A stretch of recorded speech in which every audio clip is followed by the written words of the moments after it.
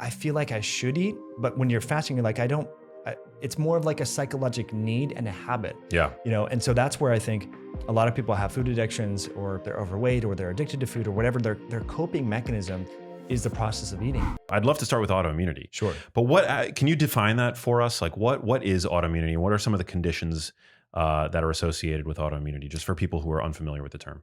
Yeah, I mean, Jeff, we just want to make it very simple, Yeah. for kitchen table conversations.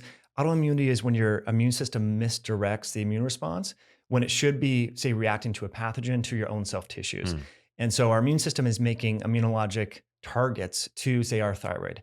And it gets more complex in terms of which targets those are and so forth. But it's a misfire. And so our body knows, or it should know, to not damage the thyroid or not damage the myelin sheath in multiple sclerosis or various tissues of the body. So it's a misdirected immune response. And this occurs due to, there's a lot of etiologies, gut microbiome imbalances, lack of being breastfed early on, whether or not you were birthed naturally or via C-section, which, I came to be very interested in autoimmunity because my daughter was born via C-section. So we did, a lot of things from a microbiome standpoint, and raw goat milk and vitamin D, breastfeeding, of course, to ensure that hopefully we can create a stable ecosystem for her microbiome to then educate her immune system so that later in life she doesn't develop asthma, allergies, atopy, right? Because that early microbiome really helps to educate the immune system, and that education can influence the predisposition of autoimmunity. Did you guys do like the swabbing, like of the vaginal flora? I know that they're starting to do that now in some places. Which is good. So that research I think came out in like 2015, 2016. My daughter was born in 2012. Interesting. But I mean, I wish we would have done that for sure. And thankfully, the breastfeeding and then the raw goat milk, we eat a whole raw food diet. She's never had antibiotics, so she doesn't have any issues. Thankfully, she's 9. But I mean, really, as a new parent, and people listening, if they're pregnant or have family members that are pregnant, like, you have to be adamant. For example, the placenta and the umbilical cord, they want to snip that right away. And we've now known for like 15 years that if you wait at least, say, 45 seconds on a minimum, up to like a minute or two before you cut that, you can increase the level of iron and ferritin in your baby. And but I remember like the nurse or whoever just went in right away, and I had to like jump in her way, like, whoa, hold up, what are we doing? And yet that research has been known for a long time. So anyway, kind of the lesson that I've learned is, you really, like we're talking about with research, you need to advocate for your health, because sometimes these practitioners, they don't know some of the data. But I think, with all that being said, when it comes to autoimmunity, an under-recognized but very important aspect of autoimmunity is how our metabolic system, like our blood sugar handling capacity, our body fat percentage, and hormones that are classically characterized that govern or regulate appetite, sensing, insulin responses, all that, they influence the state of the immune system. So your immune system has all these different cells that can regulate the expression of cytokines and interleukins and T helper cells and all of that. And there's a critical cell type called the T regulatory cell. And for lack of a better analogy, it's sort of like a policeman or a regulator within your immune system. So if there is sort of autoimmune processes occurring, the Treg cell, if you have high levels of that, and we'll talk about what does or doesn't increase levels of Treg cells, that can help to decrease the propensity of facilitating or developing autoimmunity. And in a lot of people, they're overweight, they're insulin resistant, they're eating hyperpalatable, ultra-processed junk food. That exacerbates the release of this hormone called leptin. And it turns out that a lot of people have heard about leptin when it comes to overeating and overfeeding. We can define that in a moment. But leptin downregulates these very important protective cells in your immune system called the Treg cells. And that can foster the development of autoimmunity. And so that's probably why, and this is not new research, it's been known since the 90s, why people that are more overweight, why people that are pre-diabetic or diabetic have a higher tendency to develop MS, asthma, allergies, Hashimoto's, and all these different autoimmune conditions, because of the fact that there's all this crossover between these classically considered metabolic hormones and the immune system. And it turns out that leptin, one of the mechanisms through which this happens, and there's probably multiple mechanisms, but a big one is elevated levels of leptin. So to me, I think it's fascinating, because then when we think about, well, okay, say you have Hashimoto's, or say you have MS, or these biomarkers, your RA factors are high, right? What do? We don't really think about, well, exercise or fasting. We think about, you need more curcumin. Well, you need, plant-based diet. Like, you need vitamin D, but all helpful, like in certain contexts. But we also need to consider, say, intermittent fasting or time restricted feeding or exercise because those influence the metabolic side. And so it's hard to disentangle. If we think about classically used a condition that's characterized as an immune dysregulated condition, cancer or autoimmunity, if you give those individuals a drug that's frequently given to diabetics like metformin, those conditions and their levels of inflammatory biomarkers decrease. Hmm. The inverse is also true. If you give a diabetic a TNF alpha blocker, which is a drug used for, say, ulcerative colitis or Crohn's disease, their diabetes improves. So there's not really a point of, it's hard to disentangle our so-called metabolism or the energy sort of regulatory system of the body from our immune system. They're really two sides of the same coin. And I know it gets complex because this field is characterized as immunometabolism, sort of the synthesis of these two marrying or the conjoining of these two desperate conditions or fields, but it really lends itself to lifestyle medicine and therapy. When we think about, okay, well, how can we approach our asthma? What's the pill for asthma? It's like, well, it's multifactorial, right? What do I do for allergies? Well, you have to consider blood sugar regulate, eating, having all these, blood glycemic variability is not going to help your allergies or your asthma or your psoriasis or your gut, right? So I think it helps us to blend these things together too. And if we think about people that have blood sugar issues, then we can also say, well, yeah, your curcumin or gut health can help support that blood sugar issue that you have, the prediabetes that you have because of this, this immunometabolic model. And I think it's really timely. It's been known for a long time, but it gets complex. And so people don't think if they have autoimmunity to measure their leptin, or they don't think they need to measure their blood glucose or their hemoglobin A1C. So like, well, I don't have diabetes, so why would I even consider? But they're the same thing, right? There's underlying or shared mechanisms. And to me, I think it's awesome because if someone is struggling to resolve their, I know psoriasis or rosacea can be challenging. People get flares. It affects their social life. Have joint pain, like all that can be debilitating. And it's like, once they've done all the diet stuff, the elimination diet, they're taking all the supplements, like, well, what else can I do? Time to focus on improving blood sugar health and mitochondrial health and all that. Absolutely. I want to take a step back and talk about leptin. So leptin is secreted primarily by the fat tissue, correct? And so what are the conditions? What are the dietary, what's the dietary pattern, the lifestyle conditions that would lead a person to having chronically elevated levels of leptin? Yeah, this is a phenomenal question here, and we should have talked about this earlier. So leptin released from your adipocytes, your fat tissue. Normally what it does is it helps us stimulate satiety. So it increases our levels of satiety and it oscillates on a circadian rhythm. So it's lowest in the morning and actually around 11 a.m. So that's where I'm more of a fan of time restricted feeding because it seems that from a evolutionary teleologically standpoint and hormonally, we should be feeding then in the morning. And then it progressively increases to its peak, when we're sleeping. And so it's designed to help us not wake up and want to go to the refrigerator and get some cookies or whatever, right? But what happens is as you become more insulin resistant and more overweight, you get more and more fat cells.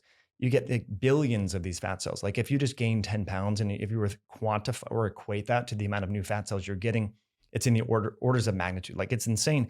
And so all those fat cells start to release this adipocytokine. So it used to be called an adipokine because it's released from fat tissue, but it's now known as a cytokine as well. And that then just overloads the receptor in the brain in the hypothalamus. So people then, even though they have enough energy in the form of fat, the brain perceives that just like, your muscle tissue will, if you get insulin resistant, your muscles ignore the message of insulin. Your brain starts to ignore the message of leptin. So that creates this phenomenon where people are overweight, but they're still hungry because they have hypothalamic leptin resistant. And so in metabolically healthy people, you or I, or a lot of people listening, they know that after they've had dinner, they're good. Like they don't need to continue to eat because they have leptin sensitivity. But as we become overweight and those cut points in terms of body fat percentage are different based upon gender. So in women, hyperinsulinemia and hyperleptinemia start to occur around 25% body fat. For men, it's about 20%. Now everyone's a little bit different, based upon their muscle mass and all of that, but those are rough cut points to consider. And then what happens is because leptin is also involved in suppressing these immune cells and driving inflammation, it directly increases these pro-inflammatory mediators like interleukin 6 and TNF alpha. So not only are you hungry all the time and then you have irraverent, crazy, cravings and all that, but then you get more inflammation. So you get this smoldering background inflammation that can exacerbate all of these chronic health conditions, increase risk of developing autoimmunity and other diseases that are linked with inflammation. So yeah, it's pretty fascinating. Now, if you just, fast for a couple of days, you drop your leptin very quickly. And so this is where metabolic therapies and even exercise. So if we think about where does leptin bind to, in addition to the brain, it also binds to skeletal muscle. And so the more muscle mass we have, the more sensitive we will be to leptin and have lower levels of leptin. So I encourage all my clients to walk, to squat, to lunge, to hip thrusts, and do these things because the legs have a lot of leptin receptors, more so than the upper body for whatever reason. This was some research out of Denmark that I looked at this. So to me, I think it's really fascinating. But leptin and insulin sort of crosstalk. And so if someone is insulin resistant, they might also be leptin resistant. There's a lot of co-stimulation of these different hormones. Last thing I'll add on that, and then if you have any further questions, is when you test leptin, just like when you test your testosterone, you want to repeat test during the same time of the day. So for example, if a male goes in and tests his testosterone at 4:00, it might be lower, or it will be lower than it normally would be in the morning because these hormones oscillate on a circadian rhythm basis. So you got to consider that in context when you are going to test this. So I've had people say, well, I tested my leptin levels and it was normal and they were obese.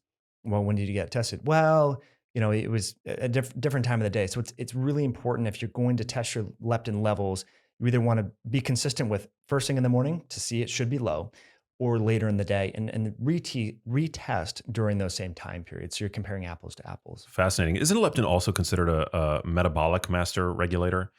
So for somebody who's chronically dieting, hasn't there been, at least in the fitness community, this idea that with frequent dieting or prolonged dieting, that there's a benefit to eating foods that are going to spike leptin, usually like high glycemic carbohydrates or starches, things like that? I don't know. I'm not aware of that research. I'm aware of the so-called adaptive thermogenesis, where when you diet, you lose a bunch of weight, and then your metabolic rate slows down, so that it makes it harder to sort of keep the weight off. But I haven't seen that. Maybe is it that carb refeeding? Essentially carb refeeding, carb backloading, and things like that. And that obviously plays a number of different roles, like you're refilling your glycogen stores, but also and I'm just sort of like trying to recall what the lore that I've just through osmosis acquired over the past 2 decades of being interested in fitness, that there's this idea that when you're in a prolonged calorie deficit, that leptin decreases, becomes suppressed, and then there's a potential benefit because when it's suppressed, it also reduces your metabolic rate to then like spiking it. And I'm not sure how much you can spike, the degree to which you can spike leptin, with a single meal. But that's just something that I've heard. Interesting. Yeah. Honestly, I haven't dove into that. As good practice. I don't know. That's super interesting. So then the relationship between leptin and autoimmunity. Yeah. This is fascinating. It's super fascinating because, again, just to recap sort of what we talked about with the immune system, the cell type that's really important in regulating autoimmunity and asthma and all that is the T regulatory cell. Right. And this is emerging in various autoimmune diseases, whether it manifests as Crohn's or colitis or RA or MS or whatever, the T reg cells are frequently found to be very low. And so therefore that allows this sort of runaway inflammation and misbehaving of all these other immune cells. And it turns out that there's a direct relationship between leptin levels and the functionality of these T reg cells. Higher leptin and in the states of hyperleptinemia that we've been talking about in maybe morbidly obese or even overweight individuals, that tends to inhibit the functionality of these important cells. Wow. So that is the relationship between this so-called immunometabolism, where you might develop overweightness, obesity, insulin resistance just by not exercising, not prioritizing food, and then you develop this autoimmune condition, and the mechanism there could be driven, and the research hints at this, by leptin. It's also linked with more aggressive breast cancer, more aggressive prostate cancer. So it's not just autoimmunity, it's also, crosses over to cancers. And that could be part of the reason we've heard a lot about how, glucose and insulin and mTOR and growth factors exacerbate or worsen cancers. But it could also be that the cancerous cells themselves are able to evade the immune system because the T reg cells are not there, and this crosstalk with leptin. So to me, I think it's fascinating because it gives us another tool in the toolbox to prioritize exercise and intermittent fasting and low carb nutrition and all of that, which I think is oftentimes neglected, when we think about classical management of autoimmune disorders. Absolutely. We love our Treg cells. Aren't there also micronutrient deficiencies that are associated with having lower levels of Treg cells? Well, vitamin D plays a big role there. There's some research on vitamin A and probiotics. I'm sure there's other micronutrients. I just haven't done Vitamin D is a big one. Huge. Yeah. I feel like vitamin D. There was a meta analysis that that I cited in the Genius Life, where it was the only vitamin that there was enough evidence to warrant clinical usage of vitamin D in multiple sclerosis. Wow. Yeah, very That's interesting. amazing. Yeah, It's huge. I mean, I've seen miracles. I used to work with a medical doctor in Denver, and from sleep issues, from autoimmune issues, depression. I mean, the list goes on of like all these different conditions where vitamin D has been shown to be helpful. So I think and now it's getting more airtime, like kind of with all the COVID stuff, which is good. But a lot of people still think, well, like in LA right now, like it's pretty sunny out. But if you're, south of Atlanta, Georgia, even between October and March, the zenith angle of the sun is not, even if you're out in the sun, which we all want to do for circadian rhythms and all that, it's not enough to cause endogenous vitamin D synthesis on the skin to create that pre-vitamin D. So, it's good still to supplement, especially if you're not getting full body sun exposure between, now and say March. yeah. I'd kind of fallen off the vitamin D supplementation bandwagon just prior to having COVID, Mhm. and then I started supplementing while I had COVID, and I've just stayed on it, and Yeah, it's amazing how much better I feel it's awesome. getting those 5,000 IU's every day. Uh, Heck yeah. yeah, autoimmunity, man. It's It's frustrating for a lot of people. And I think it's a condition for which, mainstream medicine, as good as it can be for managing all these different conditions, they run out of tools pretty quickly, mm, right? Because people are on biologics or prednisone and steroids, and there's a lot of complications or side effects. So the more that we can manage these conditions naturally with exercise, with compressing feeding windows, I think it lends itself to just less damage on the body. yeah. From Um, from a dietary standpoint, what are your thoughts on like lectin avoidance and the quote unquote Gundry diet? Making yeah, sure that, because I feel like a lot of the people who claim to see benefit from a more sort of stringent lectin avoidance diet tend to be people with autoimmune conditions. right. I've seen that as well. I recommend that quite frequently. Like I do consultations still.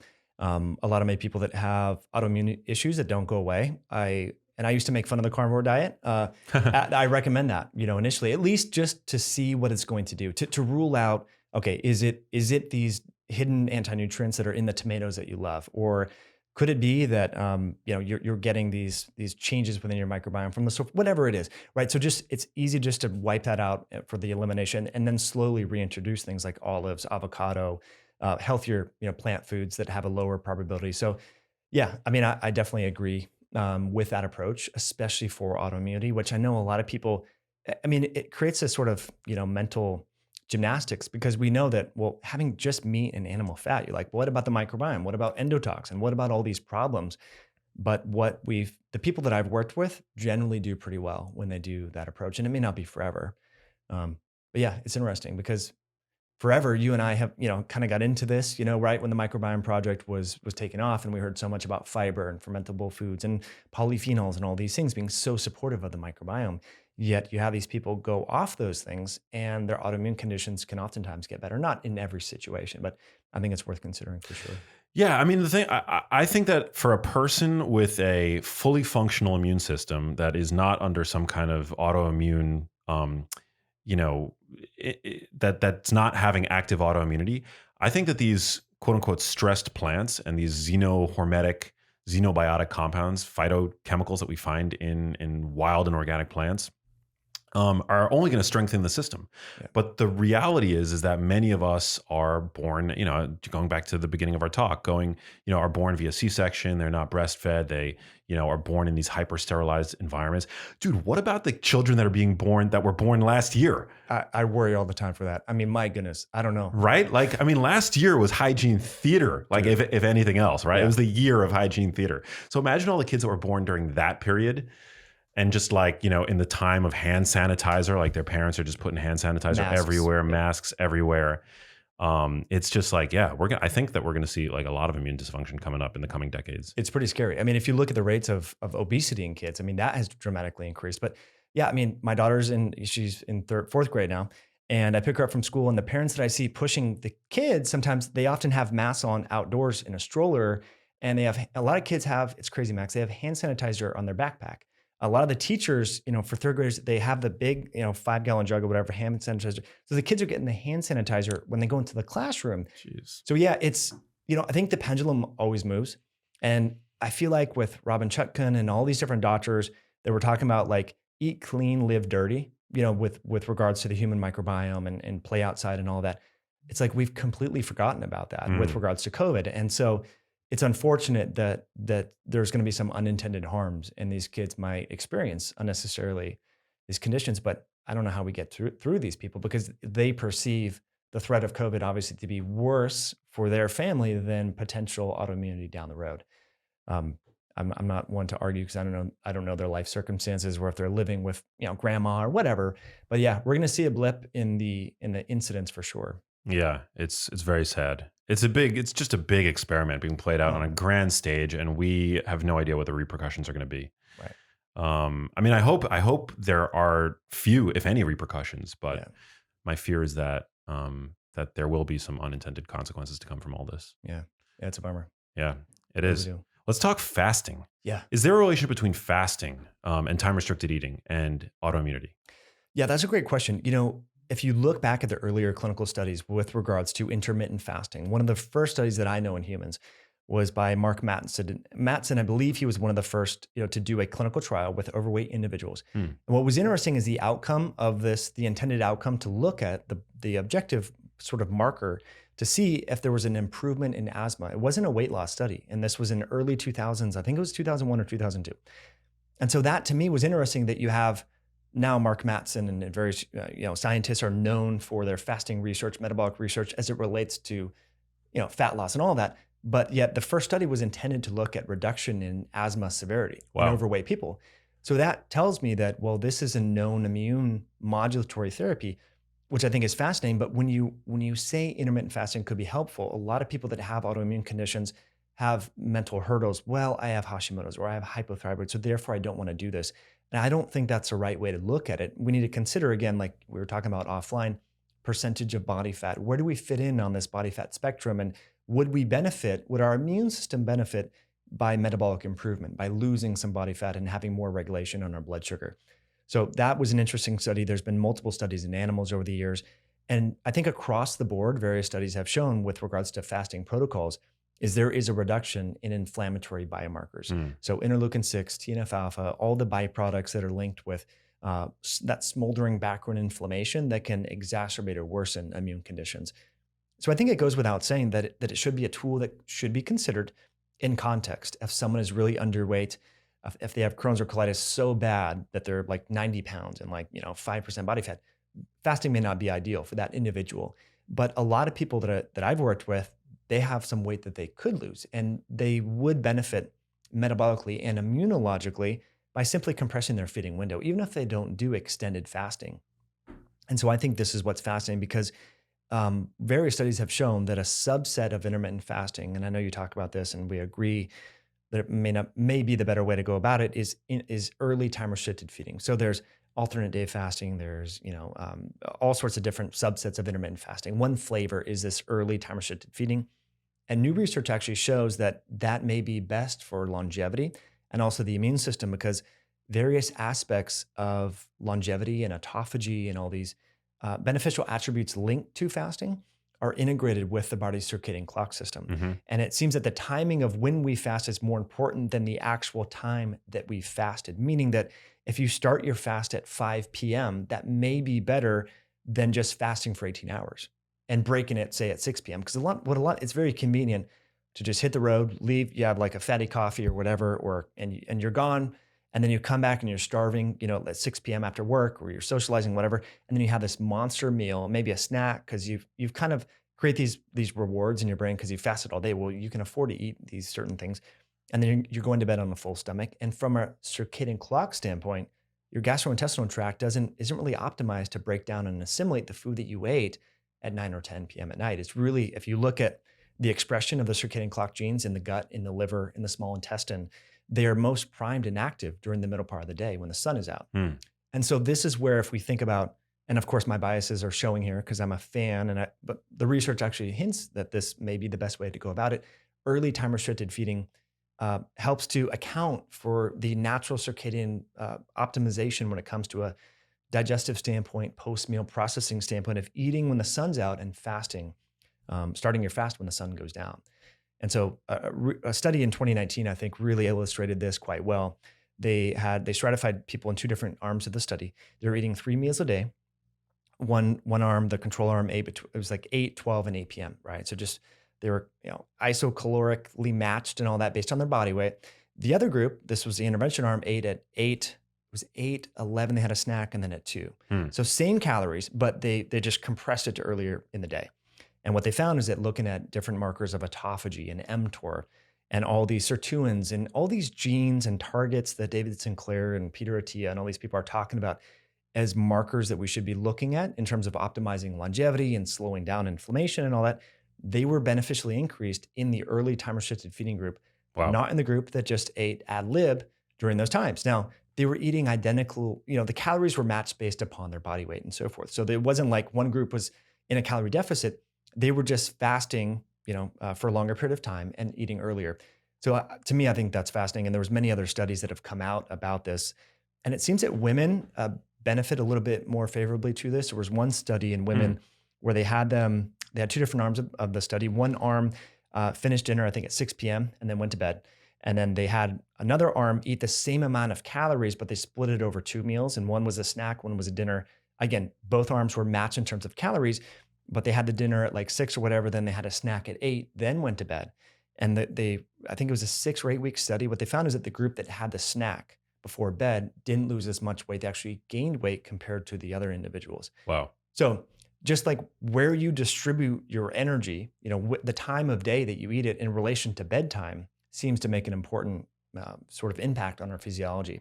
And it turns out because all these processes like autophagy, mTOR, AMPK, these intracellular switches that impact metabolism, mitochondrial biogenesis, all of that, they too oscillate on a circadian rhythm basis. So if you're fasting during the middle part of the day, that may not be when autophagy from a circadian rhythm standpoint is being initiated by your genes to being turned on.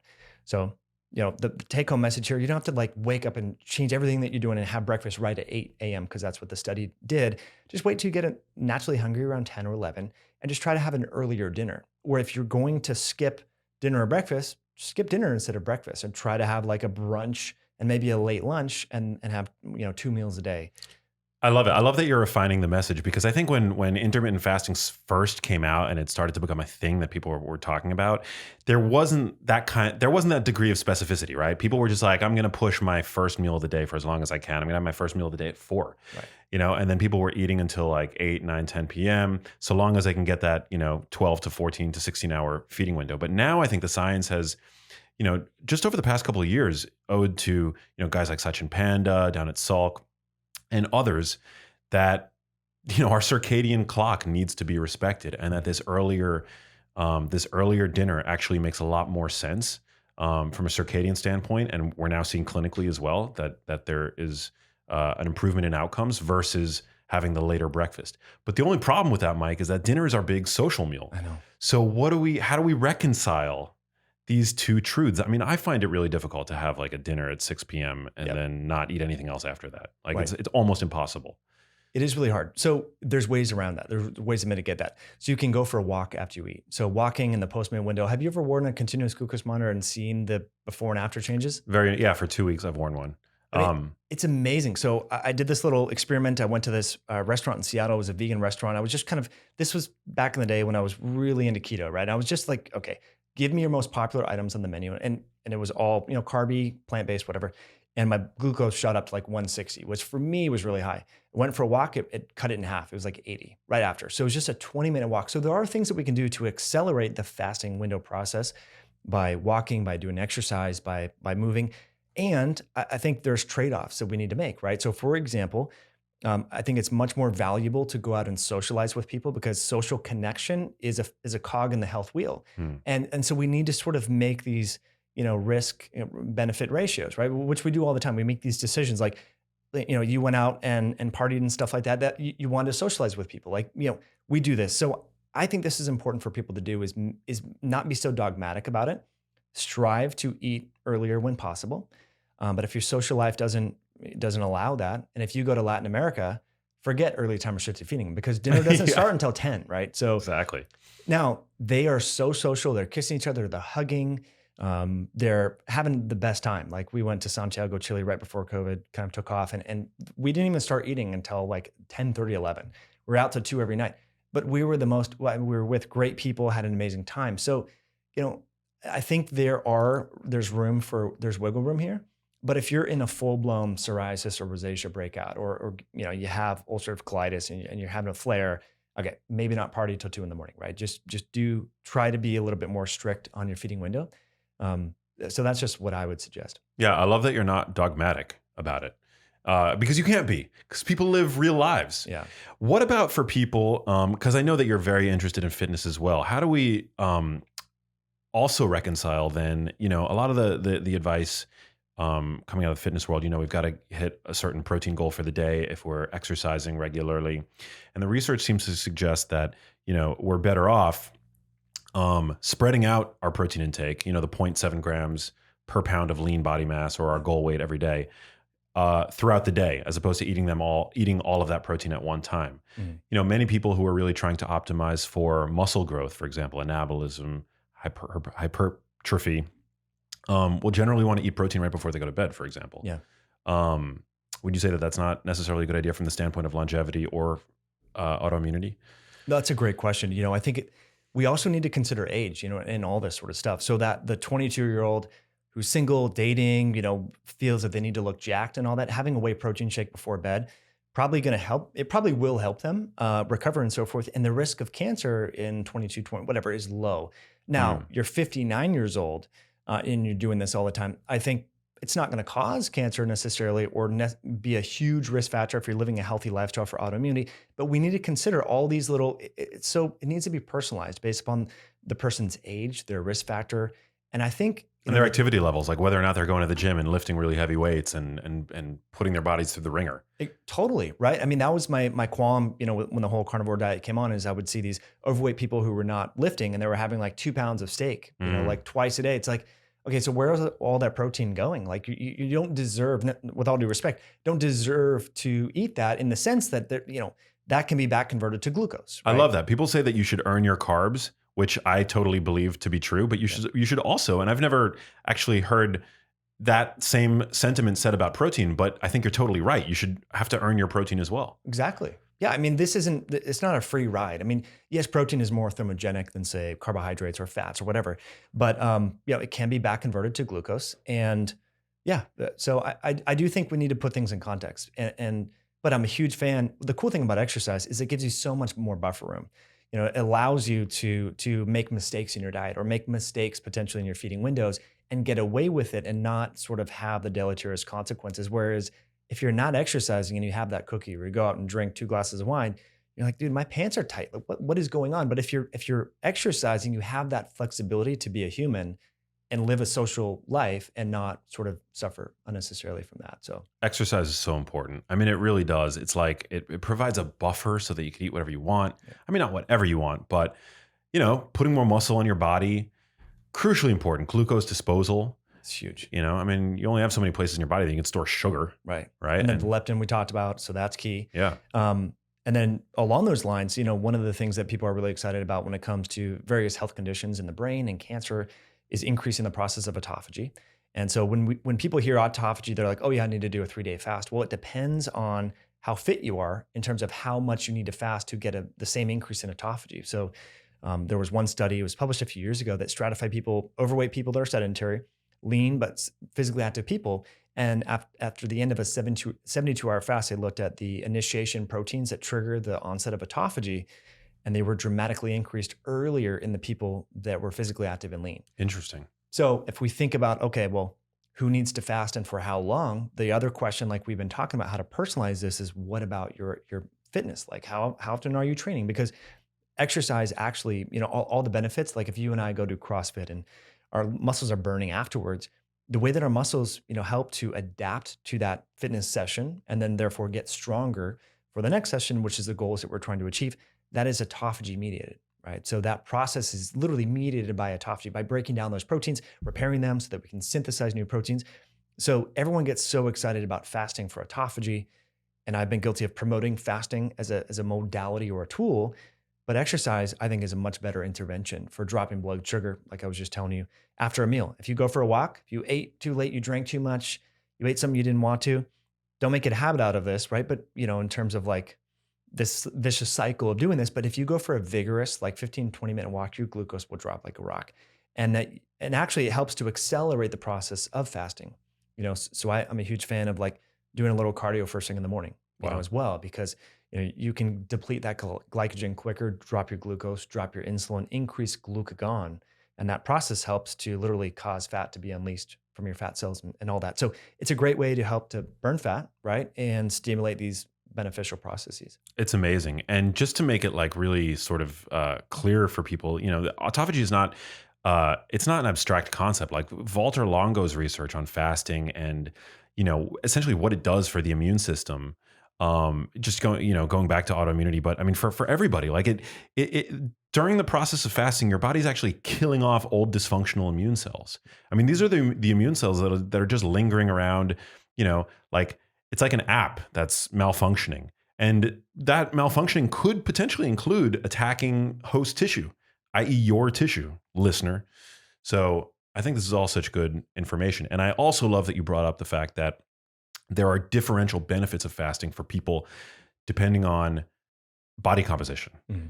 And we were talking about this a little bit before we got rolling, which I think is super interesting. And would love for you to talk about it more. Because this is something that I learned from your podcast, that if you are carrying a lot of body fat, then you can basically fast for 24, 72, however long you want.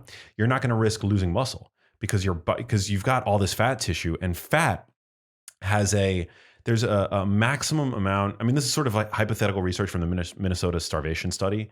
So I think it's still, I don't know if it's been updated necessarily, but the latest research that I've seen that I got from your podcast was that your 1 pound of fat can only release about 31 calories on a 24-hour period. So if you have a lot of fat to lose, you've got all the calories that you need for a 24-hour period being released from your fat tissue. Mm. But if you're a lean person, you basically, there's a certain amount of calories that can be released, and it's probably not going to be enough calories to get you through the day. So that's when you're going to start catabolizing muscle. And so it's totally fascinating. And it just goes to show you that we're also different, and that there's no such thing as a one size fits all recommendation. Exactly. Which I love that you talked about that, because that's so important, because like if you or I were to fast for 48 hours on that, or 72, I know for me, after 48 hours, because I got excited about fasting just like everyone else, I'm like, I got to do it longer. It's more autophagy, more this and that. I can't sleep. Like I'm revved up. Like my cortisol and adrenaline is through the roof, because my body's like, hey, we need more, right? So what do? We're going to tear down muscle. Whereas I have some clients who are like, on day 7, I sleep like a baby. It's like, how is that even possible? Well, they're also like 27% body fat, right? So, yeah, that's where I think these conversations, It's so interesting. Wait, I just want to like do the math for my listeners. So I'm about 185 pounds, right? And let's say that I'm 15% body fat right now. So we're going to multiply 185 by 0.15. So that means that I'm carrying about 27 pounds of fat on me. Sounds like a lot, but it's actually not that much. 27 pounds. So if I were to fast, if you multiply 27 by 31, which is the hypothetical amount of, or theoretical, I should say, amount of fat, of calories that a pound of fat can release over a 24-hour period, then you get 860 calories. So my fat is only going to give me 860 calories on a 24-hour period. And my resting metabolic rate is probably, I don't know, 1600, whatever. Something like that. Yeah, we'll just say it's like 2000 for the sake of simplicity. So where do you think that the other 2000 minus 860 calories, where do you think the remaining 1140 calories are going to come from? Muscle. Yep. So, you might burn through some glycogen in the morning, earlier. Of course. But yeah, if you're doing a 48-hour fast and then you go train, let's say you go lift weights like 4 days later, you're probably going to be weaker. Like, dude, oh, well, I was dehydrated or whatever. But you continue to do that over a length of time, you're going to look skinny. And then people are going to be like, Max, what are you doing, man? Yeah. Right. And this happened to me. Like I got excited about fasting and I looked in the mirror and like, I look older and I look more skinny. Like I know that I like, it's cool to be able to say, oh, I don't need to eat today, because I'm so used to fasting. But we naturally lose muscle as we age, and muscle grip strength and muscle tone is correlated with mortality, increasing your odds of mortality and dying later on. And it becomes harder and harder to build muscle. Plus, you can probably break down bone as well. We know that muscle loss and bone loss are correlated, and who wants weak bones? So fasting is exciting, right? But we don't want to overdo it. And we can easily overdo it if we're underweight. So yeah, there's a great way to just personalize it and consider where is your body fat, and that should determine the degree of intensity. It's just like if we think about saving for retirement, right? Like the younger you are, it's not so as important as compared to if you're 55-year-old and you haven't started investing at all, right? So if you're overweight and you've been overweight for a while, then yeah, you got to crank on the fasting knob. But if you're physically active, you haven't been overweight or haven't had a history of poor metabolic health, okay, maybe dabble in it, but it doesn't need to be a mainstay. So we need to consider our past health history. Yeah. What's your dietary pattern looking like these days? Yeah, that's a great question. I oscillate carbohydrates based upon the season and the exercise that I do, but I usually eat 2 meals a day. Start out, and again, I work from home, so that makes it a lot easier and stuff like that. Usually have break the fast, so to speak, around 10:30, something along those lines, and then we try to have dinner as a family by 6. Now, of course, if we're going out to just dinner, we have friends over, whatever. Like I have that buffer room in there, but it's generally low carb. I love almonds, ferments, olives. We have a lot of coconut. We have ghee butter as fat sources. And then I just like red meat. I have backyard chickens. I'm not a huge fan of chicken meat, but I love the eggs. We have a ton of eggs. We can talk about chicken meat if you want later. But yeah, so a lot of eggs, a lot of red meat. We have fish and organs, liver, and try to vary the organs based upon availability and where they're from and all of that. So that's generally what I do. So 2 meals a day. But when I'm training, if I'm lifting weights and the body feels good and I'm hitting it intensely, right? Sometimes I'll have a grass-fed whey protein shake after, maybe an apple or something like that. So I carb cycle and have higher protein on days where I'm pushing the needle a little bit more. We do a lot of backcountry, hiking and camping and things like that. So on some of those days, when we're burning like 3,000, 4,000 calories a day. So I'm having a lot more. I'll have dried fruit, dried mangoes, trail mix. We'll make biltong. I think you were the first person to tell me about biltong. Biltong, really? I love it, man. I love biltong. So yeah, we do. That's what we generally do. So it's not a lot of rice, not a lot of pasta. In the fall, and having animals, we had pigs and we have chickens and all that. I've learned that we need to live in harmony with the seasons. Because I mean, if you just study what deer do, you study what bears do. Every other animal besides a human adapts to their environment and the seasons. Bears hibernate, right? Deer they're up at 12,000 feet and they go down to the lower elevations in the winter, right? So we're the only people only species that will still have blueberries in December and January or whatever. And I'm not picking on blueberries, but it's, these things are flown in because we can get food flown in. And again, I'm not saying don't eat blueberries. They're much better than Kit Kat bars, but we should be eating what could be grown locally within like 300 miles plus or minus, right? So I try to do that. So when squash is available, I'm not going to be like, oh, I'm Mr. Keto, I don't eat squash. So we have squash, potatoes, all of that. So try to again, not be dogmatic about it, but try to live in harmony. And then as the seasons change, like we used to have dinner a little bit later in the summer because it goes, sun in Seattle doesn't go down until sometimes 10:30, right? So if we're having dinner at 8 or 9, it's like we're not going to bed for a long time, so it's fine. But now it's getting dark at 4:30. So we're having dinner closer to, after school, 5:30, and go in the sauna, go for a walk, do things like that. And nothing after dinner. You're not snacking. It depends. It totally depends. I want to know your guilty pleasure. Yeah. So I love organic red wine. So that would be, I love kombucha beer and red wine, and I like chocolate too. But honestly, as much as I love chocolate and I love all the the polyphenols and so forth in chocolate. And I actually found when I was bike racing in college that it improved my exercise performance when I would take like a chocolate tea beforehand and drink it because of the vasodilation that these polyphenols in chocolate, theobromine, and these different compounds had. But I found that like it doesn't help. Like I don't have like gut issues, but I'm generally not as regular when I'm eating chocolate. I don't know if you've experienced that. No, not with chocolate. I'm off caffeine right now, so I feel like the dark chocolate that I would normally eat would probably make me stimulated. Yeah, super stimulated. I've been off caffeine for the past couple of months. Feels great, Really? by the way. Yeah. I just think caffeine, it's a psychoactive drug. We don't respect it as such. For so many of us, it's a vitamin. I know. We do twice a day, man. Yeah, dude. So what inspired that? Well, honestly, I just felt like I was, I was consuming probably higher than what would be the minimal effective dose for me. And I love the way that it tastes. So if you're a coffee drinker, there are obviously occasionally going to be times where you drink it in the afternoon and whatever. And so I just felt like I was consuming not like a ton of caffeine, but just enough where I was starting to feel a little bit dysregulated from, an adrenal standpoint. I would, and I would also wake up, and drink it first thing in the morning, which we know is not really great to do because, from a circadian standpoint, your cortisol is the highest that it's going to be all day. And it would just leave me feeling wired and tired in the morning, just after I had woken up. Yeah. I mean, I'd probably get like an hour of like of a nice euphoric feeling, but like, I would always second guess, like, is that like a true euphoria or am I just treating the withdrawal? Am I just like happy to be, getting my drug fix? And then it would always leave me kind of tired in the afternoon, craving additional caffeine. Yeah. And so since coming off caffeine, my energy levels have been like super consistent. I just feel good all day. I also feel like it makes my skin better, like not drinking coffee or caffeine. I don't have this like tension behind the eyes that I get sometimes, like in the morning when I drink caffeine, soon after waking up.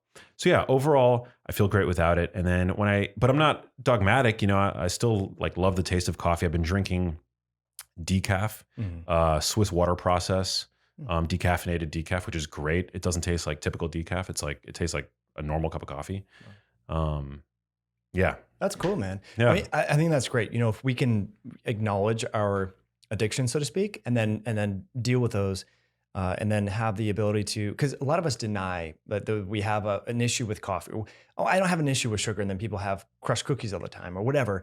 For me, so I haven't had any alcohol in October. I was just like, I'm going to do this thing, and I didn't realize like how it was affecting how I was waking up. My sleep, short temper, all this stuff. Like just being having a kid is tough, right?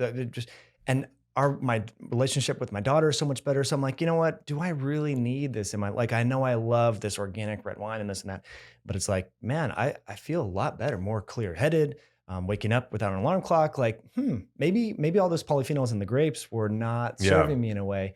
Now it's not to say that I'll never drink again, but it's just like, I want to, I think it's healthy to, pull back a little bit and try something totally different. And I think a lot of people don't do that, I just don't want to have any dependencies. I don't want to be dependent on wine. I don't want to be dependent on people. I don't want to be dependent on caffeine. Right. It feels so good to just be sovereign, in your own body. And when I now, I was talking about this on a previous episode of the show, but if I have to go to the airport like early in the morning and I see people lined up like at the Starbucks, they look like zombies. And I used to be one of those people. And now to me, they look like, it just doesn't, it's not a good look. No. Well, they're on their phone. Speaking of which, about being dependent upon things, how did you feel when Instagram went down? Oh man, I actually felt relieved. Yeah. For the whole day, I was like, it was like freedom, right? Freedom. Yeah. I know. I mean, I know there's a beautiful aspect to these platforms and we can learn and connect and do all that. Yeah. But when it went down, I was like, there's like no pressure to create. Like you can do whatever you want. Like you don't feel, anyway. So that was super interesting. I mean, now that we're talking about these things that we don't want to have a chain and ball to. Anyway, and speaking of that, another thing, a benefit of fasting helps us kind of be like, wow, I feel like I should eat, but when you're fasting, you're like, it's more of like a psychological need and a habit. Yeah. And so that's where I think a lot of people have food addictions, or they're overweight, or they're addicted to food, or whatever. Their coping mechanism is the process of eating or shopping or whatever. And so fasting really helps you deal with those emotions so that you realize and recognize that, wait, I'm eating out of habit, not because I'm actually hungry, because I'm really not hungry. So that's, I think, a benefit that's really not talked about with regards to fasting and helping people, because a lot of people have stuff with food, psychologically, emotionally, and all that. And helping to just be more aware of that draw can be a side benefit to fasting that I think is really not talked about enough. Yeah, I totally agree. When I asked your guilty pleasures, you said wine and dark chocolate. But Mike, what was the last like ultra processed food that you consume? You don't go to like Whole Foods, wander the aisles, pick up like a bag of like you don't do any of that? Like, I don't, man. I love that. I admire that. Yeah. I do that. Yeah. I'll like go to the supermarket. I'll get like, paleo puffs, whatever. My brother's like on the couch with me eating Smart Sweets. I'll have a few. Yeah. Not good. I don't feel good afterwards. Right. But I just don't. Well, so here's the thing. We bought some cereal that was healthy, it was supposed to be healthy, and we just crushed all of them in like a day. We were like, wait, this flavor's gone. And we were like, all right, so we just cannot have it in the house because I just realized Yeah. that these healthier options, and there's studies to show this, and I'm not dogging, these are great transition foods for a lot of people. And we used to do that with these plantain chips. Same thing. Oh, they're plantains, so we can crush 2 bags because they're fried plantains. But just the packaging of that food is not healthy. The plastics, potential endocrine disrupting chemicals, You're right. the oils are getting in touch with their. And so I just realized, like, you know what, I can't be talking about all this stuff and then eat this crap. Yeah. And I've been critical of a lot of people. Like when COVID first started, I would see the grocery carts. People were preparing for quarantine with soda pops and bread.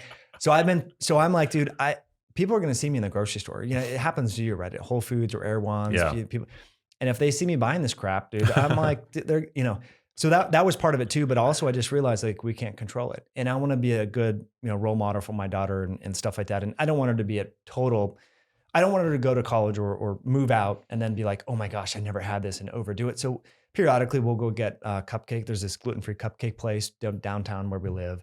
My wife will make donuts out of, what does she do? Almond flour. Then there's this chestnut flour. This is a dope. That's cool. I mean, that's a processed food. Yeah. I mean, no shade. I'm sure they're delicious and amazing and healthy.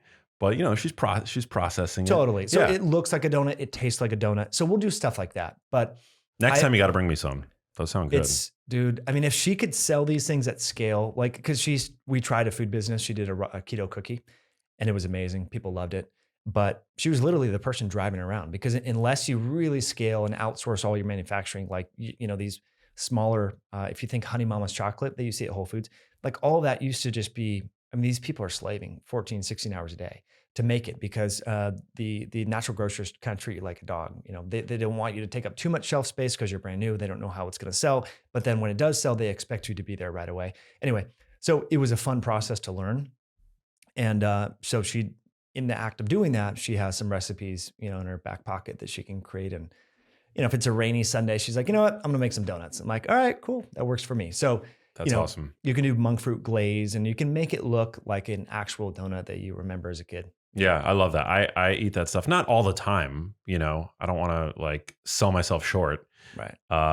But yeah, I find it very difficult to like moderate my consumption of those foods. So if, there's like a bunch of donuts in front of me, like I'll definitely eat one and I'll try to go back for a second. Totally.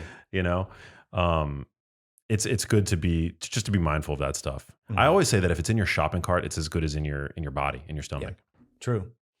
Yeah. And that's the hard part about it for me too, is just that moderation, controlling that. And so that's where, I don't know. I guess exercise gives you that buffer room that we've talked about, or cutting off the feeding window and just saying, hey, no, I'm the type of person that I don't eat after this time. And that can be another thing there, or just make limited amounts, create some friction between you and the donuts or the crackers or the whatever. But I think it is healthy to eat these things periodically, because otherwise, if you look at bodybuilders, what they do is they diet down, and fitness models, they diet down so much, they've had such strict chicken breast and tilapia and broccoli that when they come off their competition, they just binge and they go crazy. And so you don't want to create that situation either, where there's all this deprivation. Those wild swings. Yeah. And then they gain a bunch of weight, and then they get mad at themselves, and they look back at the pictures of what they used to look like. And then it's just not a good relationship. So I think, the 80-20 rule applies to our diet as well. And it applies to everything in health, I think. And so if we're good most of the time, then we can have that buffer room. Yeah. 80-20 rule or 90-10. Yeah. But yeah, don't let perfect be the enemy of the good. Mm-hmm. You mentioned that you're not a fan of chicken. Yeah. Why not? It's controversial. Well, to commercially raise a chicken, chicken will eat anything. If you or I fall over and we go unconscious, the chickens will come up and start pecking at us. Unlike, I think goats and lamb are a lot harder to feed them. You told me this story one time where there was a Skittles truck that tipped over and they fed it to cattle, right? Yeah. So it's easy to feed chicken, probably corn and soy and all the crap, that is genetically modified and industrial. And so I just realized that, this lectin theory, that if the animal that you're eating eats lectins, that you might be getting that, transmuted or some sort of protein or whatever.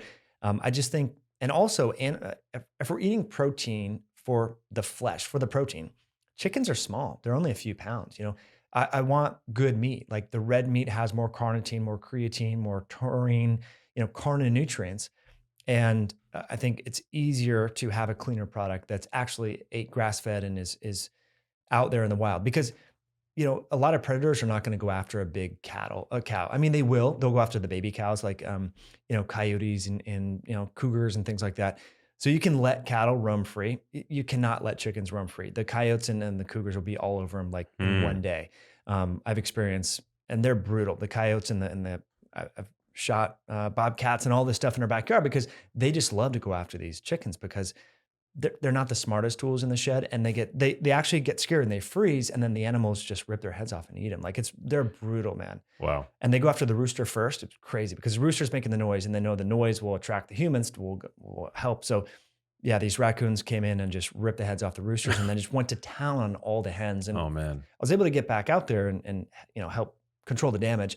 Anyway, so I just think it's easier to get a cleaner flesh if you're having ruminants that are out free ranging in terms of the meat that you're eating. Because the concern is that chickens are harboring what, like toxins or? Well, the food that they're eating, they're not as Well, if they're pastured chickens, they're eating like the chickens that you're raising. They're eating bugs and a little bit, but to get that fat to be able to make the meat, they're eating a lot of grain. they are. They really are. Hmm. And yeah, they're eating some bugs, but again, to control chickens and keep them safe, they need to have small environments. I mean, I know there's some outfits, maybe, in Texas, I've seen some videos where these chickens have a lot of ability to go out and move around and stuff. But I think that's the minority of the chicken that you're actually buying from the grocery store. Yeah. So I mean, red meat is obviously a lot more nutrient dense. But I mean, chicken breast is still an amazing source of protein, a yeah, pristine source of, essential amino acids, leucine. And there are, I mean, dark meat chicken. right. Would you say dark meat chicken is a better choice or? I think so. I mean, if people can get it from the farmer and they know that it's actually pasture raised, I think that would be that's totally cool with me. But it is, yeah. There's just some industry stuff too that I don't really Mm, want to get into that are not so favorable. wow. Most of the chickens that you buy at the store, are raised on concrete in a shelter. They are fed.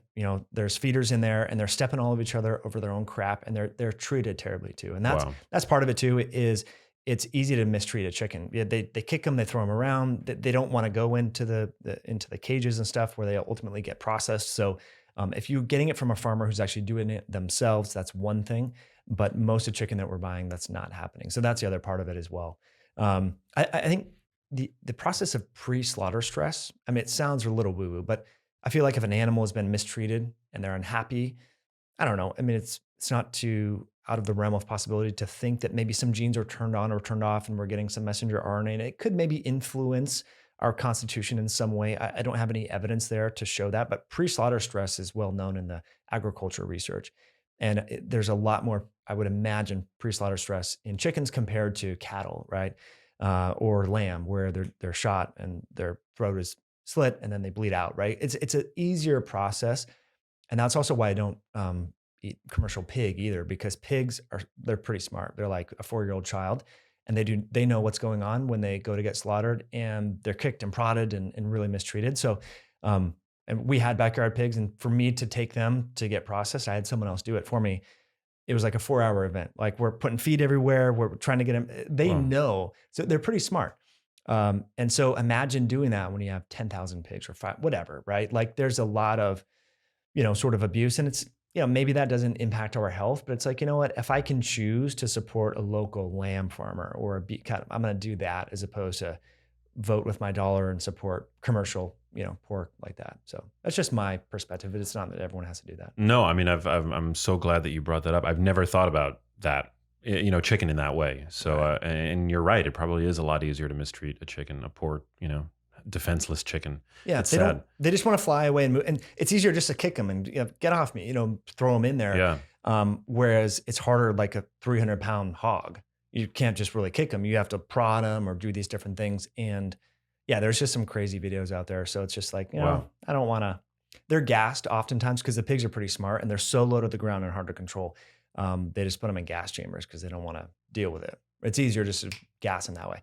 So anyway, when we say these things, it's like, wow, when we're closer to our food, then we make better choices. Whereas I think a couple hundred years ago, you or I, we wanted to be healthy. We'd probably have a couple cows.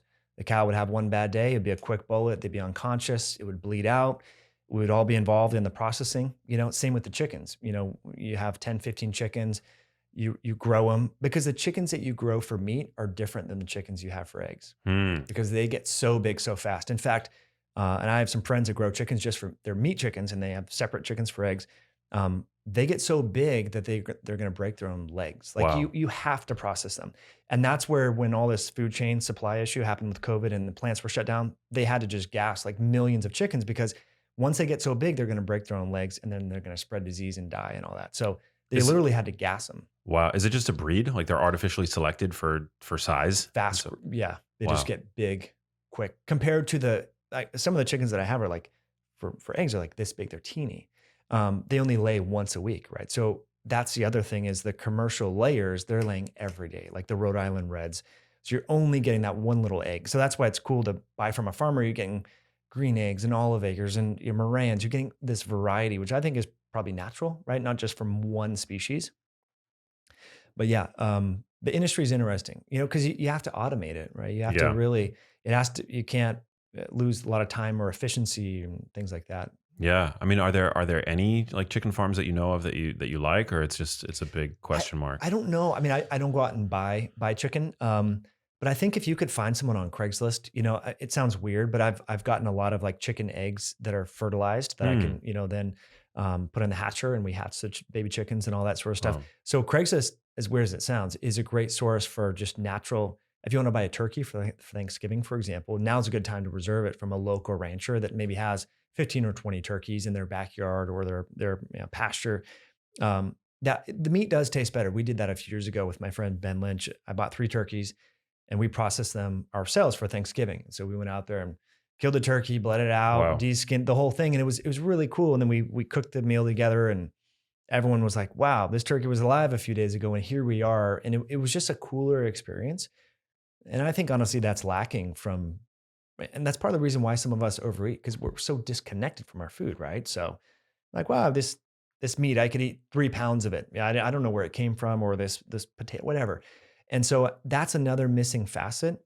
And I know not everyone is going to get interested in that, but just simply going to the farmer's market, going out to buy meat or eggs from a farmer. We even in New York and Manhattan, you can do that. So I think that's a missing piece of health that leads to overconsumption, and we don't know where it comes. And then there's the waste too, like, I'm not going to eat that. I'm going to throw it away. And Mm.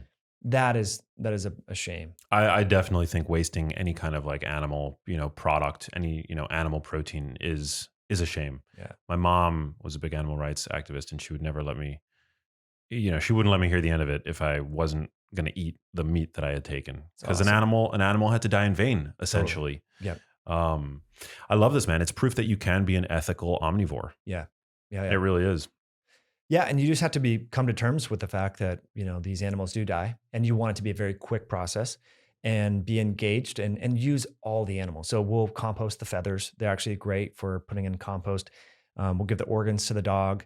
I'll throw the skeleton and what's remained, from that after we put it in the bone broth or do whatever. And so every little piece of it gets utilized. And I think that's what's pretty cool and what we need to work on from this omnivorous diet approach with these small farmers is there's legislation where the bones can't be given to like a local, say restaurant for broth, like because like you can sell the meat, but not there's all these weird rules, and so that's what's I guess a plus to this industrial agricultural system is every little piece of the animal is going to use to make belts, to make gelatin, whatever. Like they don't waste a thing. Even the testicles, right, get to you dog food, right? So if we could be better at that on the smaller scale, I think that would be helpful. I remember when I was buying a grass-fed cow, for the first time, it was like 2013 or 2012. And the guy sent me an email, the farmer, yeah, we just put your cow down. I was like, it hit me in a different way. Like, oh, wow, animals do have to die. Like, of course I know that, but to see it in writing. And then I was like, well, he's like, how would you want it cut up? What percentage of ground versus these cuts, what do you want? And then I said, make sure to save the bones. And he's like, oh, unfortunately, there's this weird rule in Washington State where I can't sell you the bones. I'm like, why? He's like, well, it's just a USD. I don't know the backstory. I'm sure someone listening can help, fill in why that is. But that's an unfortunate thing. These bones just go to waste, whereas, some of these major, JW or Tyson, they're using all of that. Hmm. So again, I don't want to totally trash these monstrous companies because they are at least Efficient. nothing's going to waste. Yeah. It's crazy, So, man. dude, so wait, you're eating like beef as your primary animal protein source. Yeah. Beef and lamb Beef and lamb. and bison. Multiple times a day? Like, Yeah, sometimes twice a day. wow. But again, it depends on the activity that I'm doing. So, for example, I haven't had any food yet today. Went to Erewhon's before, got some. They had flank steak, and then it was like a top round roast and stuff. So I'll have that this afternoon. That'll be my one meal. I've done a lot of sitting. I'm traveling, but yeah, I'm not a fan of. I mean, I'm not over worried about like, oh my gosh, all the iron, the heme iron, or this. I've tracked my blood work since 2006 pretty regularly, and nothing has changed in a negative way. Having more red meat in my diet, generally feel better, more strong. So yeah, I'm not concerned about it. Yeah, love that. It's still, I mean, for many, a controversial food. So, Totally. And I think a lot of women have this perception that red meat is bad or it's going to make them bulky or they shouldn't have too much of it. I've noticed that, but it's so satiating, especially the fattier cuts of red meat, even the ground. Of course, it's very popular to get ribeyes and things like that. But the fattier the meat, the more satiating and filling it is. It's hard to, especially if you're eating in a compressed feeding pattern, like we sort of talked about early time restricted feeding or intermittent fasting. If you have like a 12-ounce ribeye, you're not going to want these donuts and these things that these guilty pleasures because you're going to be satiated.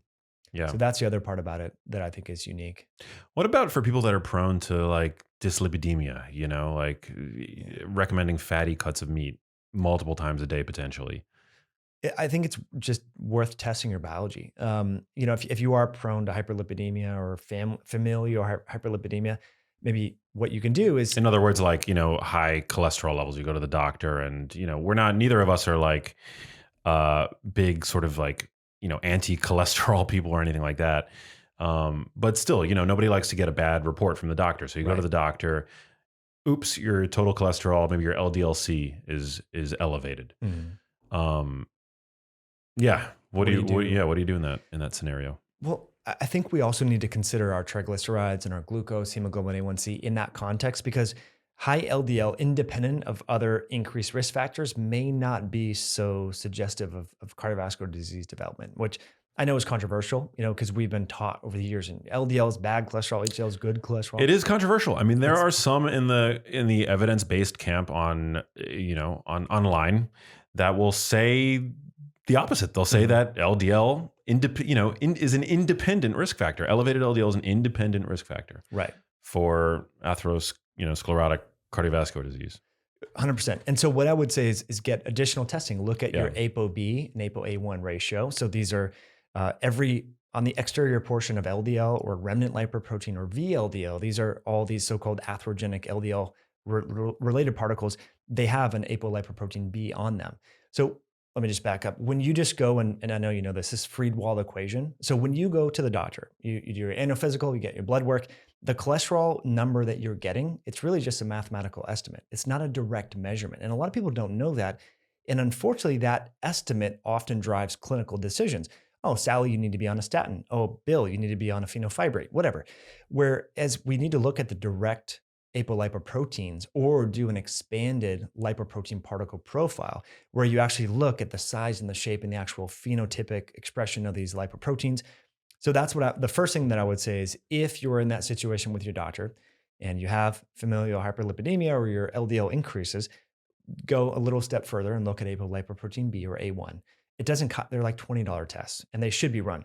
Then also consider your triglycerides as well and your liver enzymes, because as the fat starts to increase, whether we get more insulin resistant or hyperlipidemia, then it's going to infiltrate the liver and the pancreas and the so-called ectopic fat deposition. That's really the problem, in addition to develop or sort of infiltrating the fat within the arterial system, creating that process that you mentioned, atherosclerosis. I always struggle with that word, by the way. I don't know. It is a big one. If it's the same for you, but Yeah, no, there is some words that I definitely struggle with, but yeah, so that I think that's important. Again, so your triglycerides and your liver enzymes are important, and these are often overlooked by mainstream doctors because they are not told that they're when there's fire, when there's smoke, there's fire, right? So they think high LDL, your heart's just getting attacked by this.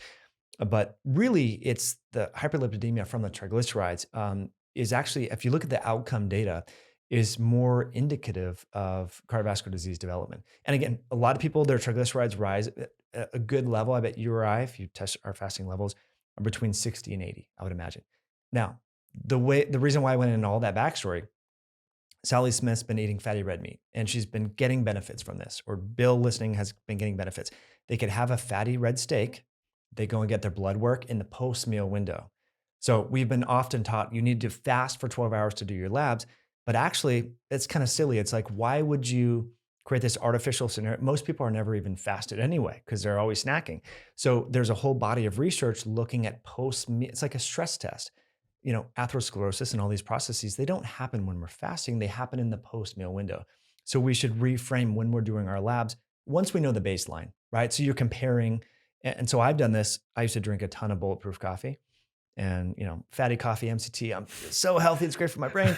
So anyway, and there's nothing wrong with it, right? I love the taste, but anyway, so I know my fasting triglycerides are about 65, okay? Which is good. You really want them under 80, ideally. I went and after an hour and a half after my fatty coffee, guess where my triglycerides went to? It Probably through the roof. was like 215. Yeah. Which that's kind of the cut point. You a post meal triglyceride level, you don't want it to, just like glucose, right? If we have a bunch of sugar and a glucose tolerance test, it's going to jump up, but that delta is, depends upon your sort of metabolic flexibility. And so that to me was like, dude, if I'm doing this every day, that big surge, probably not a good thing. So this is going to be like a dessert periodic sort of deal. So anyway, it's called a lipid load test. And so people can do this lipid load test to see. Interesting. Yeah. And they can prove me wrong, go into PubMed. I mean, there's all these expert consensus papers on this, the utility of this. And people are saying, hey, why are we doing fasting blood work? Like we should be, once we have a baseline for people, we should be looking at what happens in the post-meal window, and what fluctuates is glucose, insulin. We talked about leptin and also triglycerides. And so that's, I think, again, if you're arguing with your doctor about whether or not you need to go on a statin, ApoB, ApoA1 ratio, look at the actual particles of the cholesterol, and then do a lipid load test and see what is your triglycerides doing there. Yeah. So then why does, just to close the loop, why then does a fatty ribeye get a hall pass? Because the benefits outweigh the risks? Yeah. Because it's just such a nutrient dense piece of meat? It's great. It's not really liquid fat. Now that fat might liquefy at 98 point whatever degrees in our body, but the liquid fat from liquid butter and all of that gets assimilated into these micelles and chylomicrons and goes into hepatic circulation and will jack up. It's more like if we compare, say, white rice to glucose in terms of that's a carbohydrate. One needs a lot of time to process the rice, more time than the glucose. Whereas if we have, say, liquefied butter in large amounts, compared to say a bolus with protein and fat. Yeah. You need bile and all, like, liquid's going to go right through you. And it turns out that bolus, like we talked about last time with endotoxin, this gram negative bacterial appendage, it likes to get into those bolus fats, and so the milkshakes, the French fries, the liquid fats and get into circulation where it sort of hits the gas pedal in inflammatory pathways. So it sort of hijacks in like a Trojan horse, this bacterial appendage that we all have in our gut. So anyway, again, I'm not trashing bulletproof coffee, but if we're doing this every single day and large amounts of butter, because if some is good, more is better, right? Just dump the whole thing in. And that's been the mentality. And some people don't lose weight. They can gain weight or have other issues. So yeah, I've been trying to find somebody to talk to. Maybe you have a recommendation. I want to go deeper into like this whole milk fat globule membrane. Are you familiar with that? No. It's super interesting. There's a differential effect that heavy cream has on lipids compared to butter. Wow. And they're both made from the same thing. Butter's made from cream. Butter is just churned cream, right? But what happens when you churn butter is you basically dissolve this phospholipid membrane that encapsulates dairy fat that's present in cream, cheese, whole milk, certainly, breast milk, of course. But you lose that when you create butter. And it's thought that milk fat globule membrane prevents some of the, basically prevents the pro-atherosclerotic effects of dairy fat. Wow. Essentially. It's super interesting. That's amazing. There's like this growing body of literature now looking at like this milk fat globule membrane and its potential health benefits. And I think it could potentially explain why we see so consistently in the observational literature that full fat dairy is associated with better cardiometabolic health outcomes, which is, again, That's awesome. interesting, right? Because it's like saturated fat typically in observational research is not associated with good health. So That's amazing. And this sort of dovetails back to what we talked about last time Yeah. with calories in, calories out. So I'm sure you could take an identical amount of isocaloric amounts of butter versus this, heavy cream that hasn't been pasteurized. They're going to have a totally different metabolic response in our body, right? Yeah. And maybe cardiovascular links. So it's so important to then move the conversation along. And I know we talked about that last time, but there was a really interesting article, if you haven't seen it yet, and we can put it in the show notes, from David Ludwig and Robert Lustig and who else? Jeff Olick and all these different people were on that talking, and they were criticizing the carbohydrate insulin model of obesity. I mean, that's their model, but they were saying, yeah, there are some shortcomings here, but the big shortcoming here is the calories in, calorie out energy balance model hasn't caught up with the science, in terms of circadian rhythms and all these different, new findings. So, well, I think we need like a new theory to reconcile both. yeah, But it is interesting. It's like that food, that this attempt to just break down food into its macros, its micros, its calorie content is just hubris, right? It's just nutritionism. Yep. That's what it's really all about. And so, yeah, I don't know. Like going back to the whole butter thing, it's like I definitely love the taste of bulletproof coffee, but I would probably, I don't know. I think based on that research, that cream, maybe even maybe a healthier option if you need to put a little bit of fat in your coffee in the morning. It's very satiating. I know that. I know a few people with Parkinson's disease that got a lot of good feedback with their symptomology doing a fatty coffee with cream and MCT powder. Interesting. So who knows? Yeah, I mean, it's William Curtis is his name. I did a video with him, and he like that was his first. He had really advanced Parkinson's, and he started taking. Someone had recommended this. He got it forwarded an email from someone. And he tried it and he was like, oh my gosh, like my tremors went down. And then he became an advocate and has this whole online group for people with Parkinson's. But it was cream, not the butter. So full fat, Yeah. right? Yeah. If I recall correctly, it's been a while since I've written about this, but that low fat dairy consumption is actually associated with increased risk for developing Parkinson's disease. But I don't believe the same association was seen for full fat dairy. Hey guys, if you enjoyed that conversation, you're gonna love this one. So let's talk about fasting. I wanna provide my audience with a masterclass on fasting, and you are one of the go-to guys to really break it down for us, separate fact from fiction. But first I wanna know how fasting plays into, or facilitates rather, your desire to live to 180. How does fasting help you achieve that goal? Well, fasting is one of those things that was terribly offensive to me when I was younger. I was 25, 26. I had weighed as much as 300 pounds. I was probably hovering around 270. And someone said, no, you should try fasting. I'm like, don't you know if you don't eat 6 times a day, your body will go into starvation mode and then you'll get fatter and then you'll die. And so I walked away, didn't pay any attention to it. But as I was developing the bulletproof diet, about 15 years ago, I started noticing, I can skip breakfast and it works better. I can have certain things instead of breakfast that don't trigger hormones in the body. And it was a big part of the bulletproof diet. So at this point, people have lost more than 1 million pounds using a program of cyclical ketosis with intermittent fasting. So I'm going to say it's one of the first modern, non-drink, cell reduce all the time sort of programs like that really had a big impact. And can I tell you it's because they cut out inflammatory foods or is it because of intermittent fasting? It's both. What intermittent fasting does that's anti-aging specifically is, there's a compound called mtor in the body that you've probably talked about on the show before. And I wrote just like maybe 5 or 10 pages in the Bulletproof Diet, but I got really into that in my anti-aging book. And then finally in Fast This Way, the new fasting book that I came out with, I really zoom in on it as an anti-aging substance, and mTOR causes tissue growth. And as an anti-aging, I'm like, woohoo, tissue growth. This means I can grow young tissues. Problem is that if you want to be around 180 years, you can also grow little bubbly ones that are called tumors. You don't want that. So it turns out the anti-aging strategy that works best is you want to suppress mTOR most of the time. And then when it turns on, you want to really turn it on. So And it's like a spring.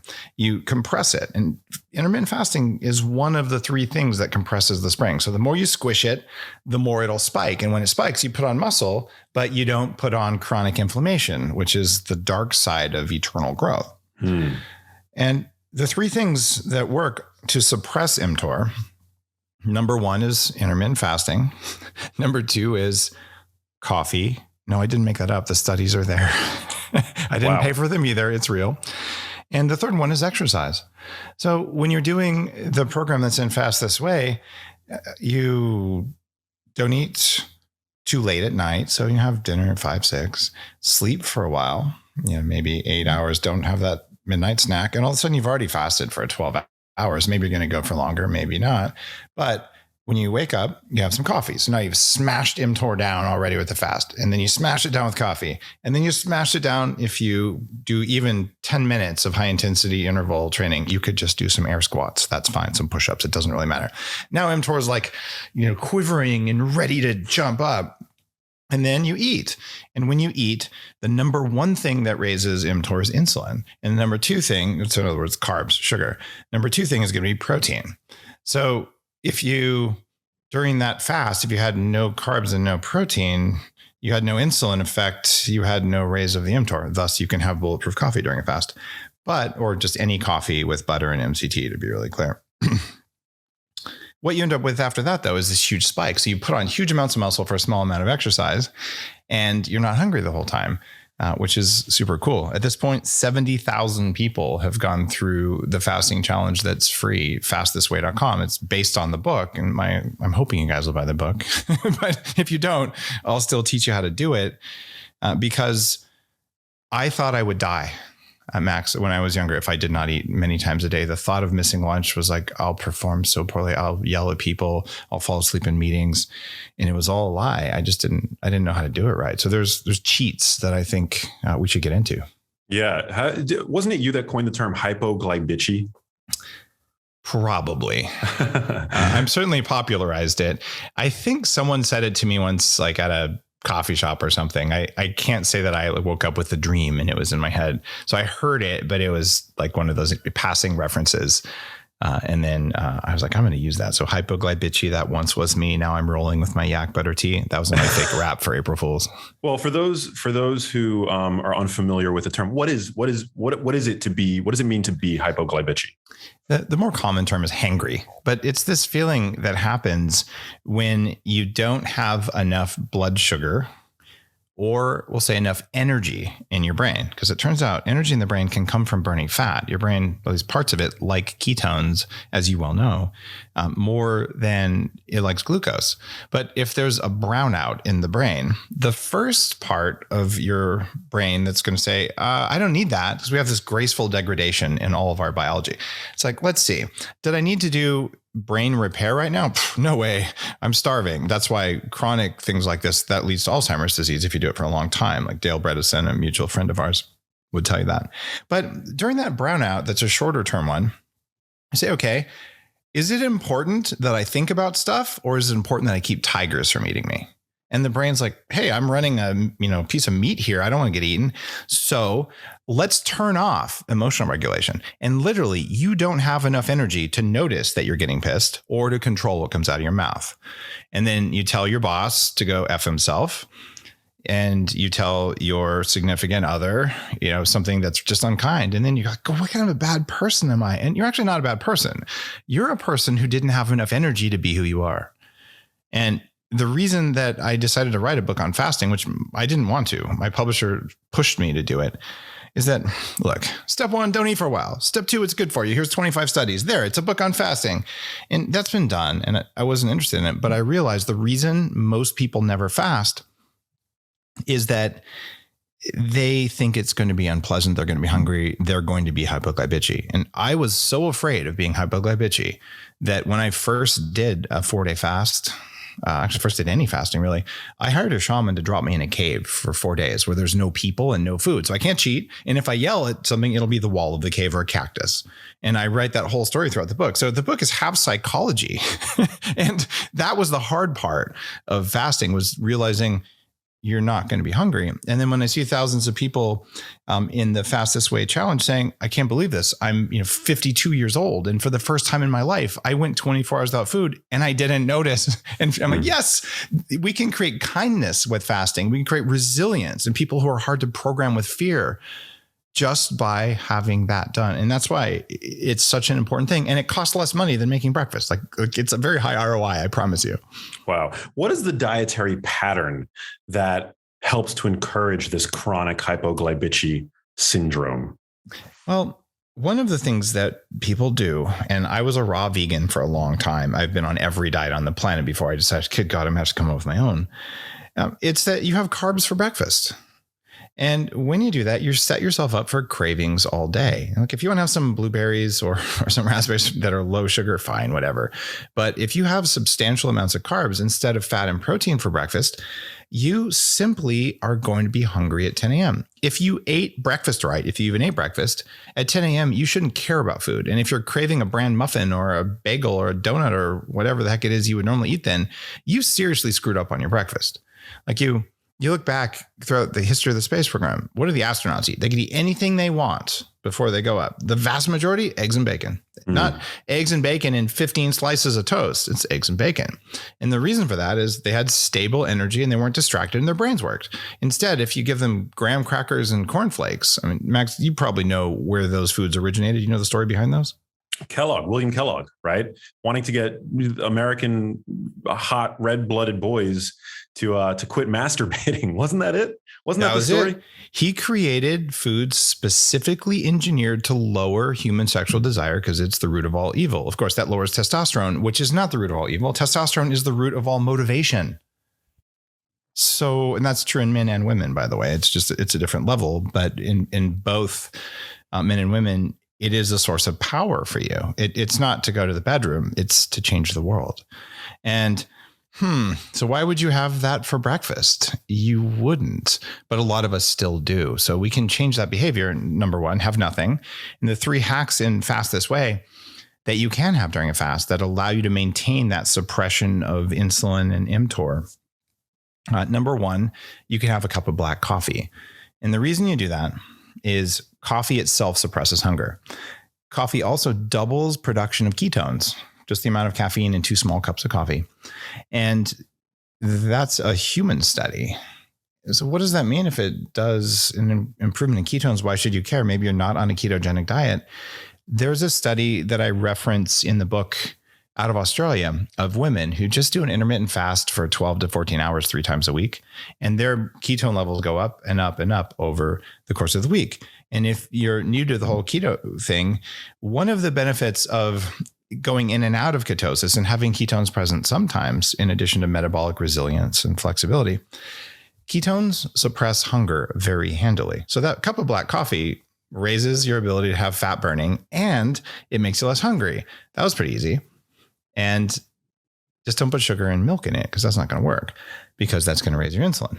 But the second thing you can do is you can add some grass-fed butter. It does not have to be thousands of calories. It can be a teaspoon, but you need a little bit, and some MCT oil. And if you do that, yes, that is the original recipe for bulletproof coffee, which there's been at least 500 million cups of that served. And like there's lots of it out there. It's very tasty to anybody. Oh, thanks.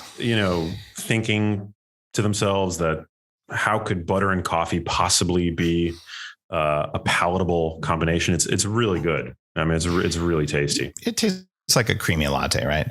And it was really funny. I saw Queen Latifah try it on stage, and she goes, "There's butter in here!" Like she was like truly looking to barf, I think, and she had a drink of it. And Jim Carrey spilled it on a desk on a talk show, and was like, "I can't lose my bulletproof coffee," and like licked it off the table on camera. And like, I love you, Jim Carrey, but I've never talked to you. But that's so cool.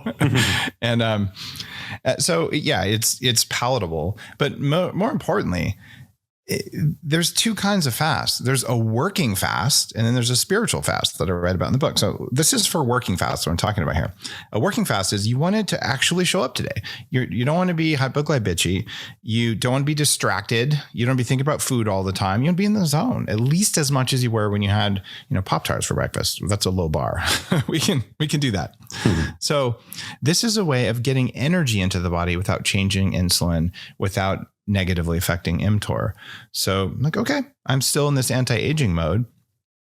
And if you're either still hungry or you are looking at doing longer term ketosis, you can add prebiotic fiber. This is a kind of fiber that your body cannot digest, but the good gut bacteria, they eat those. So you maintain healthy gut bacteria, which can actually help with weight loss. And tons of studies show anti-aging effects and satiety from this. So all three of those are safe things during a fast. If you have a cup of coffee like that, you're going to have coffee in the morning anyway, probably, if you're like 70% of people who drink it every morning or 90% of people who drink it sometimes, then you might as well add a couple of those things and skip breakfast. And all of a sudden your day is way better, because instead of thinking about donuts, literally someone will set a plate of donuts on the conference table at your 10 a.m. meeting. What I would do when I was heavy, actually, I'm going to be more honest. I was a 46-inch waist. I was actually fat. But what would happen? I can't picture that. The good news is there aren't a lot of pictures of me back then, partly because digital cameras came out in 2004. And also because when you're fat, you don't want to be in pictures. I was like, but the one that I have is from Entrepreneur Magazine. So I'm like, all right, I'm pretty sure that one's real because it was published. And there's a few others floating around out there. The difficulty there, though, is when you're fat like that, you just don't feel good all the time. And someone puts that plate of donuts out there and the voice in your head immediately goes, eat the donut. And you're like, are you kidding? Like, I've been working on losing weight. I'm tried Slim Fast. I'm doing whatever I'm doing right now. I'm going to the gym all the time. I'm not going to eat the damn donut. Right. But then a few seconds later, eat the donut. And pretty soon there's this inner argument going on, like with the 2-year-old, eat the donut. No, eat the donut. No, eat the donut. No.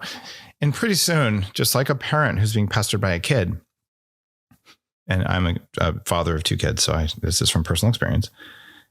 Well, you go, you know what? I'll just eat half.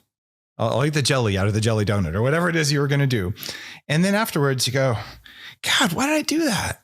Well, the reason you did that is going back to the hypoglybitchy, the hangry thing. Your willpower declines the more you use it because it requires either sugar or fat. And your body's like, hey, I'm going to win because I'm going to slowly turn down the dimmer switch on your ability to say no. And there's studies that support that. So that whole conversation turns off when you do what we're talking about. And people put the donuts down and you go, I'm just not hungry right now. I don't want one. And the voice in your head never asks you to eat it. And if you did ask the voice, it would say, I'm full right now. And like, that is such a liberating feeling. And when you have that, you're actually nicer to everyone. Like, you're a better parent when you're just, I have enough energy. And, maybe my 2-year-old is pestering me, but instead of going, for God's sake, Johnny, you're actually just going to say, honey, you're 2. And no, you can't, light the gasoline on fire right now or whatever dumb thing you want to do because you're 2 and you have no idea what the impact of it is. Right. So it's the ability to stay in control of yourself. That was why I wrote Fast This Way. And it matters much more than just for aging. And it's so we don't have that feeling you just talked about. Going back to the to Bulletproof Coffee, which, you're very well known for creating, popularizing. There's another reason why you don't put milk in your coffee, isn't there? There is. The protein in milk will raise your insulin levels, and it'll affect that mTOR system that you're working on suppressing during the fast. But that's the small part of it. Milk is one of the top 3 most common allergens. And a lot of people do not know that it's causing their brain fog or their bloating, or for a substantial number of people, the protein in milk, casein, which is generally pro-inflammatory, but casein, when it's digested, it makes something called a caseomorphin. Yes, it sounds like morphine because it's related to it and it latches onto the same receptor. I'm one of those people. You give me cow's milk and I eat it, and then I get like super sleepy, like an opium den kind of like, I just need to lay on the couch right now. But the worst thing is then I get severe cravings for it. And gluten does the same thing for huge numbers of people. You might not have celiac disease, but gluten is addictive, and cow's milk, particularly cheese, is really addictive. Some people more so than others, but it's generally not a great food source. But strangely, goat's milk and most especially sheep's milk don't have those same forms of proteins in them, and they're much better choices. Or if you want to get real nerdy about it, there's grass-fed A2 milk and raw milk versus cooked. And I cover all that in the Bulletproof Diet. I'm sure you have perspectives. In fact, I've seen it on your social about that. But most people, when they cut that out, they feel substantially better.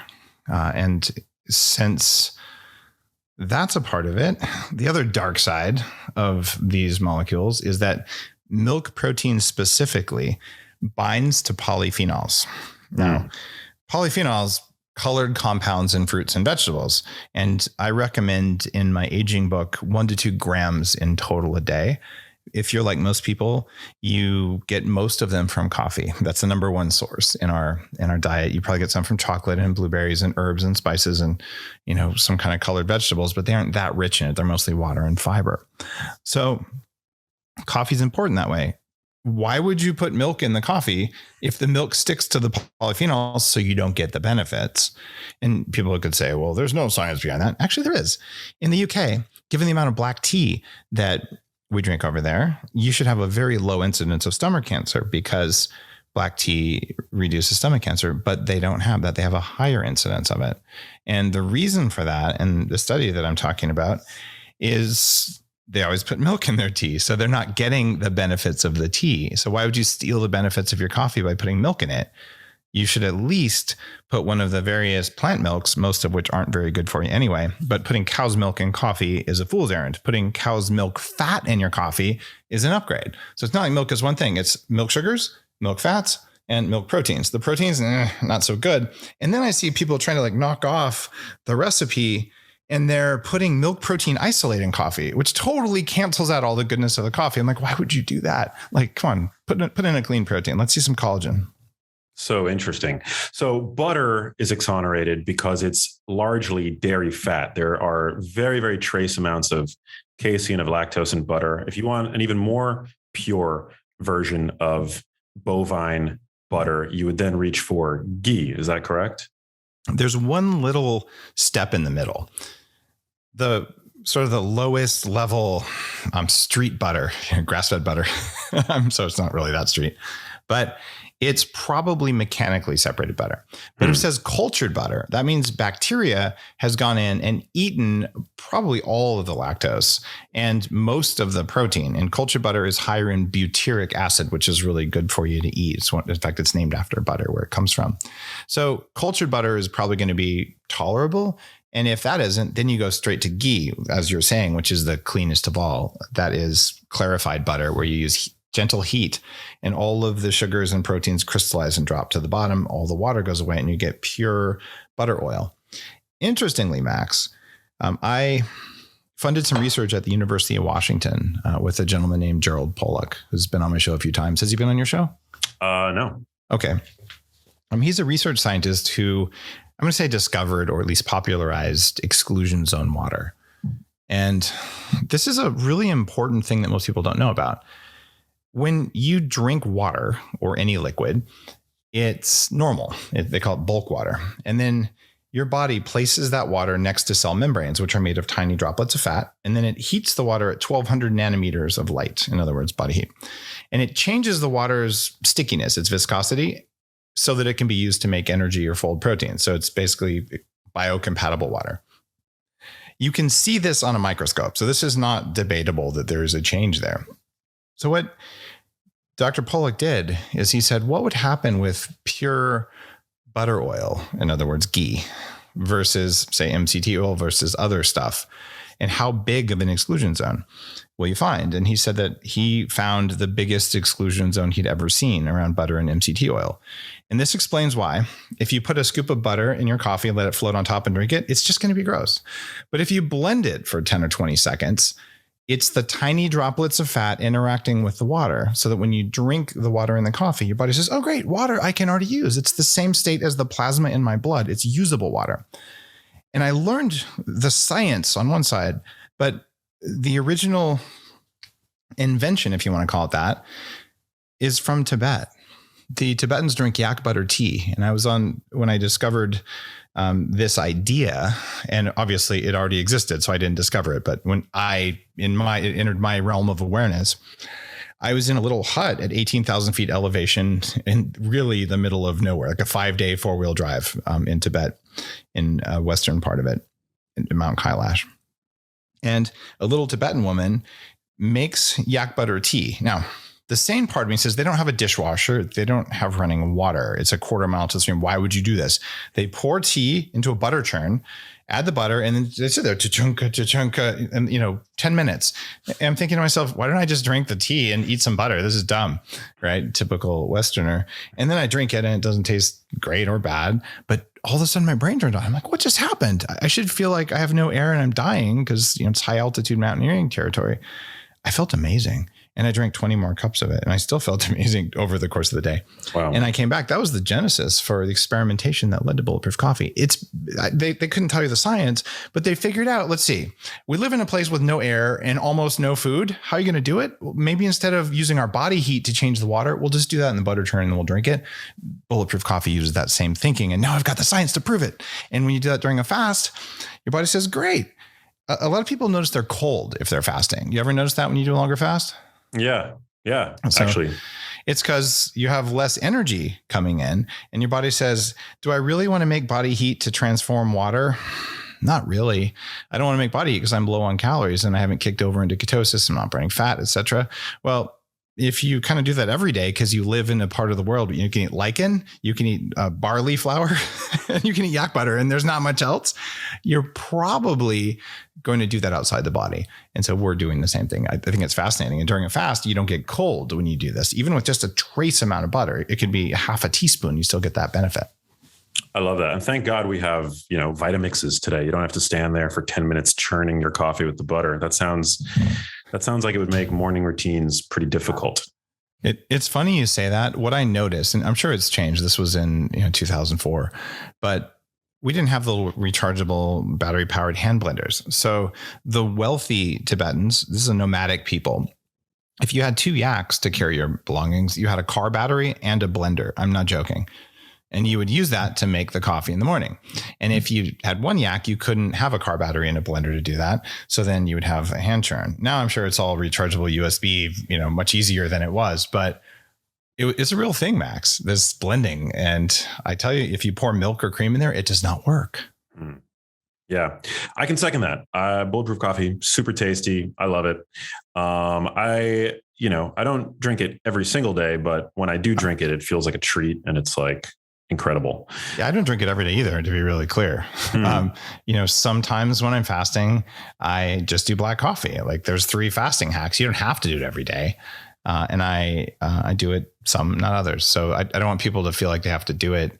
And the critics, especially in the early days, they'd say, oh, it's 400 calories. And I'm like, guys, the recipe is up to 2 tablespoons, but you tune the recipe based on how hungry you are, how big you are, and how much energy you want. So a lot of people have a 50 calorie coffee with butter and MCT.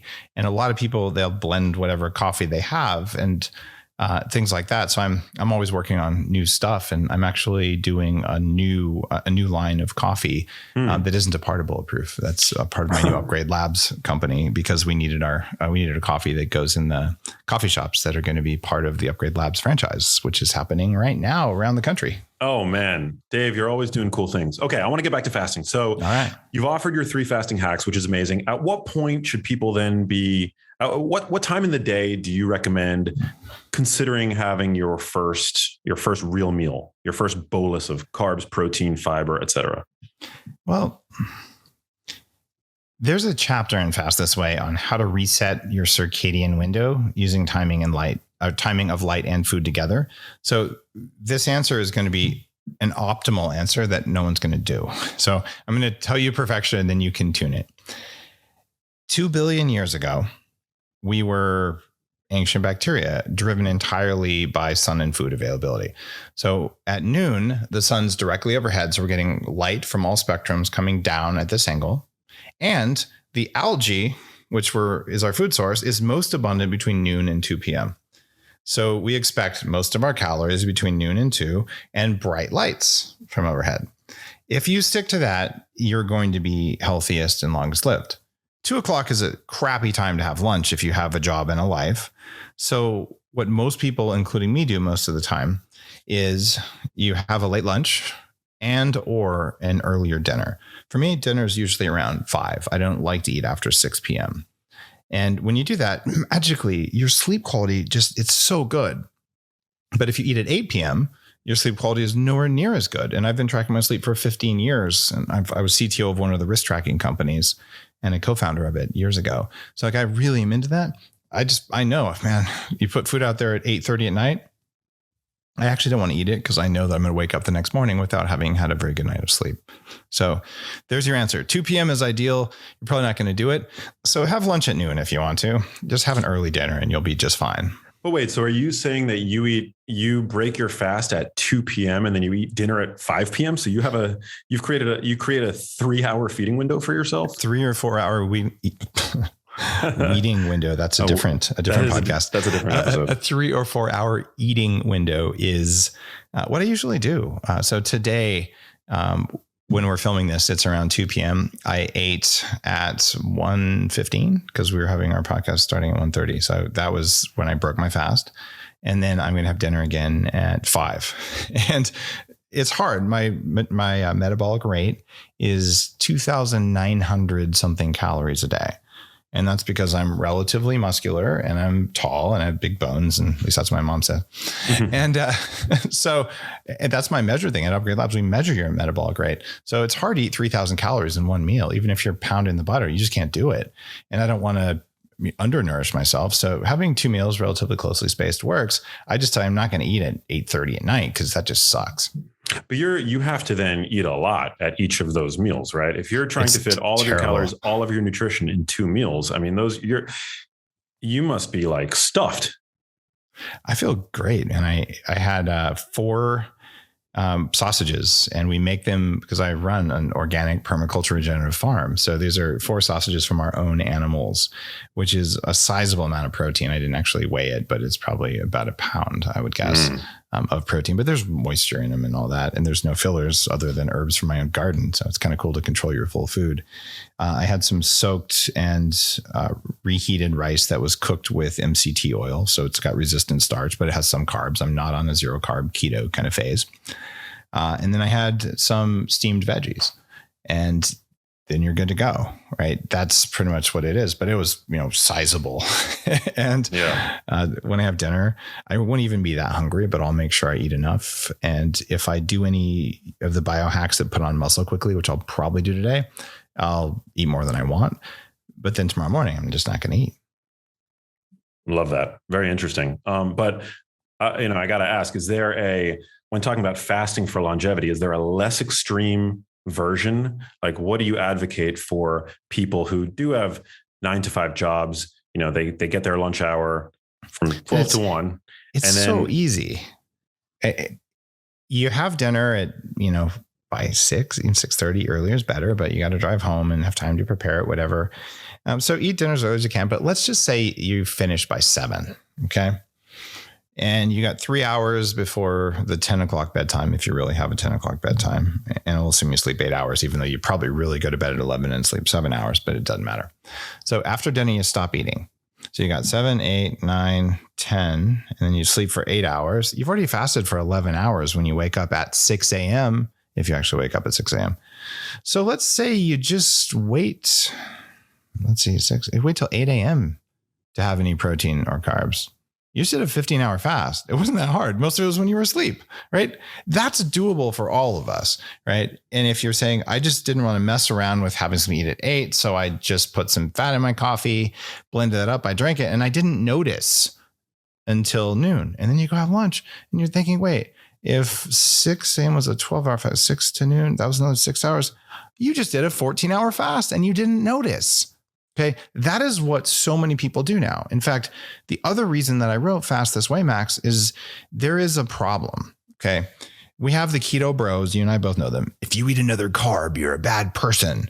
Right. And they sound just like the radical vegans. Like, if you ever eat any protein, you'll be bad, or whatever they're saying. Right. it's extremism, and fasting extremism is a problem. And I call it the fasting trap. It's the same as I call it the keto trap or the vegan trap. Having been a vegan and fall into it. Oh, I feel better, therefore I'll do more. The challenge with fasting is to do enough, but not more than enough, because women and men both hit the fasting wall, and they hit it in different ways at different times. Women will hit a fasting wall from over fasting before men. And when it happens, the first thing is, my sleep isn't very good. I wake up and I feel like I haven't slept, and I'm getting 9 hours even, and just, I'm not refreshed. Okay. And then you keep going. And by the way, since you know fasting makes you feel good, it's probably because you ate too much. So like, let's add some more fasting in. That's what most people do, right? It's natural. And then you wait another couple of weeks. It's usually 4 to 6 weeks that starts happening. It's weird. My monthly cycle is less stable than it was. I'm having more symptoms. And if they keep going, it's, now my hair is thinning. What's going on? Okay. For guys, it usually takes 6 to 8 weeks because we're more stubborn, I guess. I don't know what the deal is, but what happens there is you feel like you didn't sleep even though you slept. And so we share that in common, but then you start waking up without a kickstand. You're like, what is going on? You should wake up, with, if your blood flow is working and everything. It doesn't work the way it did. And then you start getting hair loss. So what's going on here is you were undernourished, and you told your body that there's a famine. And it's like, why do I need reproduction when there's a famine? I need survival mode. Your stress hormones, cortisol went up, which is why the hair was thinning. So how do normal people start? You do 3 to 5 days a week, starting with a 12 to 14 hour fast. And on days when you lift heavy, maybe you don't fast, right? Or maybe the day after you lift heavy, your muscles are all sore, you're putting on muscle, have some breakfast. Just don't have, the cornflakes that are testosterone reducing. Right? Go down that path. And that's why the book is called Fast This Way.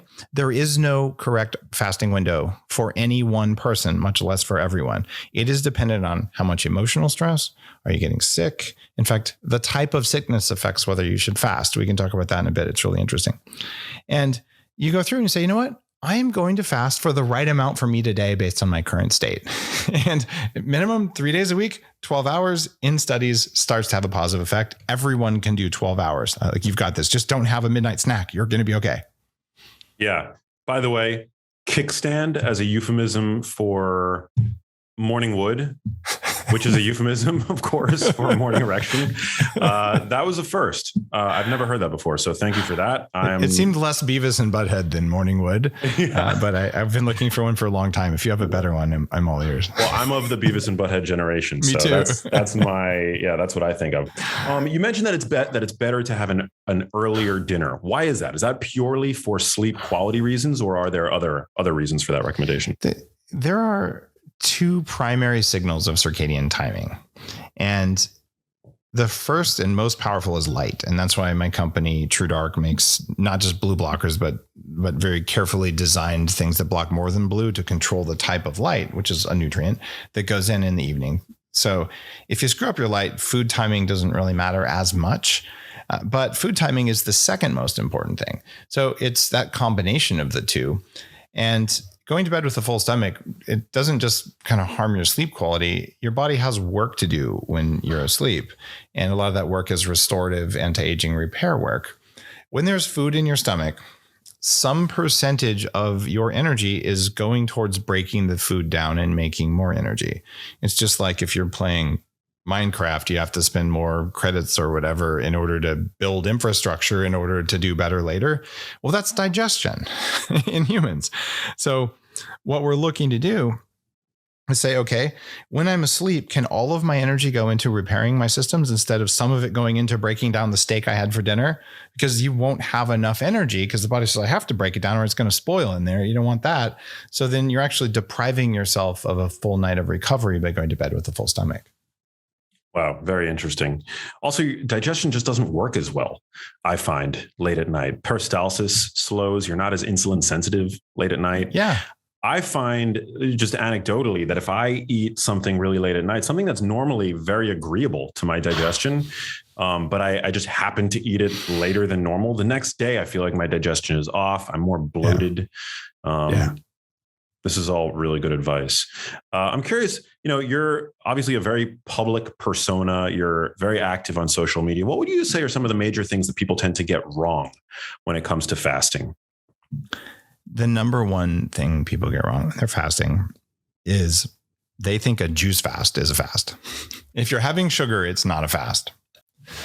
The real definition of a fast is to go without. So you can fast from cigarettes. It's called quitting smoking. You can fast from alcohol. You can fast from sex. You can fast from anything that's overstimulating of your dopamine system. And there's a whole chapter in the book about these things. And the hardest fast of all is actually to fast from hate. Try to go 4 hours without thinking a bad thought about yourself or anyone or anything else. It's really hard to do. And it is a real type of fast. And that takes us from the working fast idea to the spiritual fast, where fasting can be a time of reflection and contemplation. When you're doing a 2 or 3 or 4 day fast, those are not a good time to do heavy workouts and really intense stuff at work. Although it's possible, it's probably not good for you. What's better is to say, I'm going to do it over a weekend and I'm going to journal. I'm going to rest. I'll go for a walk in nature. And your walk in nature will be very different when you're fasted. So that's an important distinction with fasting, is like there's 2 kinds of fasting and people oftentimes get that wrong. And certainly they overfast is the other big mistake. Overfasting. Yeah, that's a big problem. What do you think when you see people doing these month-long water fasts? Well, I interviewed someone on the show a while back about that in the run-up for Fast This Way. And I'm very open to that. And there's a long history of doing that, 40 days and 40 nights kind of things.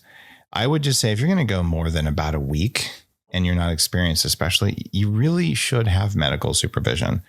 I am a huge fan of taking electrolytes and salt while doing that, but there are a very small number of people who say, well, the mice in the studies just had water, not electrolytes, so you shouldn't do it. I also feel like, okay, we showed this works. Since we know mechanisms of action, it seems like you can probably tune how you feel by adding electrolytes and doing a few simple things during that period. But they're at cancer remissions. I mean, imagine the body says, I have all this digestion capacity. I got nothing to do here. I will start digesting all the stuff that I don't need. And there's a really good argument for at least once a year doing at least a 5-day fast. Are there differential benefits depending on how much additional adipose tissue you're carrying? Like, is somebody who has a lot of weight potentially to lose going to experience different effects, different benefits than somebody who's very lean and decides to fast? You will. And this is something that concerns me. I have an older post on daveasprey.com called the Rapid Fat Loss Protocol, and it's how to lose weight faster than you should. And the whole point of it, there's a whole protocol for like fitting in a wedding dress. But the warning there is that when you lose large amounts of fat, the fat is storing. If you biopsy your fat, it's kind of gross. It is full of pesticides. It's full of heavy metals. Your body sequesters toxins there. So if you lose, like one of the guys on that protocol lost 1 pound a day for 75 days. Okay. But the protocol is huge amounts of toxin binders and glutathione, all these things, so you don't get brain fog. Otherwise, I would be really concerned doing a water fast for 30 days if I was my 300-pound self, because if I did lose all that fat and I wasn't taking a lot of toxin binders or getting IVs and all that stuff, my brain would just be fried by all the stuff I was dumping. My liver and kidneys would be unhappy. But the doctors who do this are saying it's not an issue. So I haven't done it. I can't tell you personally, but from what I know, I kind of like the idea of at least take some charcoal when you're fasting. And that's one of the supplements in the book that I talk about as something that makes fasting easier. So I would want to do that. Interesting. And what does charcoal exactly do for you? Activated charcoal? Activated charcoal is one of those things I put in the world of biohacking 10 years ago, but it's an ancient thing. For more than 10,000 years, we've used it. It's in Ayurveda. You go to any tropical country, it's always around because they know that it helps with GI disturbances. But what charcoal does, not just the briquettes, this is activated charcoal, which is made in a different process. Because the fire gets put out, it's still a coal, there's huge amounts of surface area. It's kind of like a crumpled up piece of paper, is small, but has the surface area of a piece of paper. And they can, if you flatten it out digitally, it's about a football field's worth of area in a teaspoon of activated charcoal. So you take this and it has a strong negative charge, and then it sticks to all the bad stuff in your gut, and it actually can attract toxins from other parts of the body. So it's been a regular part of what I take to keep my body running clean. And when I say running clean, I mean anti-aging strategy. If you change the water in a fish tank, they live longer than if you don't change the water. I'm just trying to change out, the fluids in my tissues with cleaner fluids and filter it as we go. And activated charcoal during a fast binds to something that your gut bacteria make called lipopolysaccharides. Now, stressed gut bacteria make more toxins.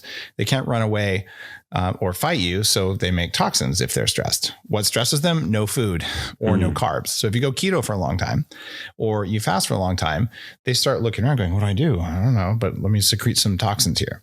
Well, those toxins cross the blood-brain barrier unless you bind them with charcoal. So that's why you do it. Super interesting. Do you take the charcoal away from food? Because it's my understanding that charcoal is indiscriminate in what it chooses to bind. Can it not also bind food components that you want to ingest? Charcoal is not indiscriminate. It has a charge on it, and it preferentially binds to proteins. And it preferentially binds to the most charged proteins. So the toxins usually are toxic because they carry the charge they carry, which attracts them to cells more and makes them harder to remove from cells. So there's actually one of the recommendations I have is when you're eating at a restaurant, especially if you're eating questionable quality food, take the charcoal with the food 100%. You'll feel much better. It binds mycotoxins, it binds metals, not all of them, but some of them, and it works just fine. If you want to be real baller about cleaning out your own system, you take it during a fast on an empty stomach, or you take it a half hour before you eat. So it'll be right at the part of your digestive system where bile gets secreted. And that means it'll stick to the bile, which contains most of the toxins that get recirculated. So during a fast, I think you're crazy if you don't have activated charcoal, even an intermittent fast. I have it before bed if you're not taking other supplements. Have it an hour after the supplements, but it will bind pharmaceutical drugs. You go to the emergency room and you've been poisoned, they're going to pump it into your stomach to absorb the stuff. And it's going to absorb the stuff before it absorbs whatever else is in your stomach. So it's not that indiscriminate. It's not that in it. That's good to know. Actually, that's something that I didn't know about. So I'm glad that you could take it with sugar and it's not going to do anything. Right? Wow. Because it doesn't stick to the sugar. Wow. Very interesting. You mentioned briefly when we were, talking about extended fasts, the value of electrolytes. Would you say that that's another common mistake that people make? They go into fasts without considering their requirement for electrolytes and how their requirement for electrolyte changes once you start to, eat in a way that keeps your insulin depressed and forego food for a certain period of time? People are afraid of salt. This is one of in fact, before I started Bulletproof, the anti-aging group that I used to run, I gave this big talk about it. And there was a quote on there from the former president of the American High Blood Pressure Society. And I think it was called the American Hypertension Society. And it was, quote, "If you want to live longer, eat more salt." Close quote. Wow. This is a guy who studied high blood pressure for a long time. The U.S. recommended daily allowance for salt is so low that it increases heart attack risk. It's out of the safe range. Stressed animals need more salt. Elephants travel thousands of miles to salt caves to get salt. The original routes for human trading were salt routes that became spice routes over the course of thousands of years because salt is so precious. And we have these amazing government agencies who were going to get put out of business till they found something to do in the 70s, and McGovern put them in charge and said, here, you tell people what to do without any science backing them. One of the things they did is they said, let's pull salt out of the diet. So we have all these people starting fasting who are already not getting enough sodium, not to mention its kissing cousin potassium, which we're almost all deficient in unless you supplement like I do. And then you also have calcium and magnesium. So yeah, you want to feel good when you're fasting? Have some salt in the morning. And part of what's in Fast This Way is have up to a teaspoon of sea salt and water in the morning, or Himalayan salt if you want to be fancy. And when you do that, it supports your adrenals. It supports your energy. It supports having enough blood pressure in your head to feel good. And that's necessary. There's all sorts of electrolyte drinks that are out now that taste pretty good, don't have any sugar, won't raise your blood sugar, and they can be kind of a pleasant morning drink. What I usually do is just a little salt in my hand. And then I drink some water in the morning. There, I got my electrolytes. Then I'm going to go have my coffee. I love that. We've been sponsored by Element, which cool. is, Me too. Yeah. That's awesome. Which is great because I only allow products to sponsor the show that I genuinely love and use, and I use Element almost every single day. Like I'm addicted to the sauna. I go sweat vigorously for an hour. I use 2 packets before my sauna because I'm a bigger guy. So yeah, that's one that tastes really good. The watermelon one is good. So yeah, Element is great. And it has, just like we're talking about, not just sodium in it, although it does have enough sodium, which most electrolytes don't. It's got the other ones that are important as well, like potassium. Hey, if you like that video, you need to check out this one here, and I'll see you there. Max, I want people to think of it like they think of exercise. There are risks to exercise, right? You don't want to be running a ultra marathon. Not everybody can do that. And so same thing with fasting. Not everybody wants or can do a 3-day water fast or a 5-day, water fast. So that being said, you would never, ever tell a woman you shouldn't exercise because, oh yeah, there's this extreme form that could actually turn off fertility. That's exactly like intermittent fasting. Like you're actually confusing people and shortchanging people, those experts who say, oh, women should not fast. Because that to people is now confusing. Now they're like, oh wait, I should go back to 16 hours a day eating because that was like better for me. But that's the disordered eating, right?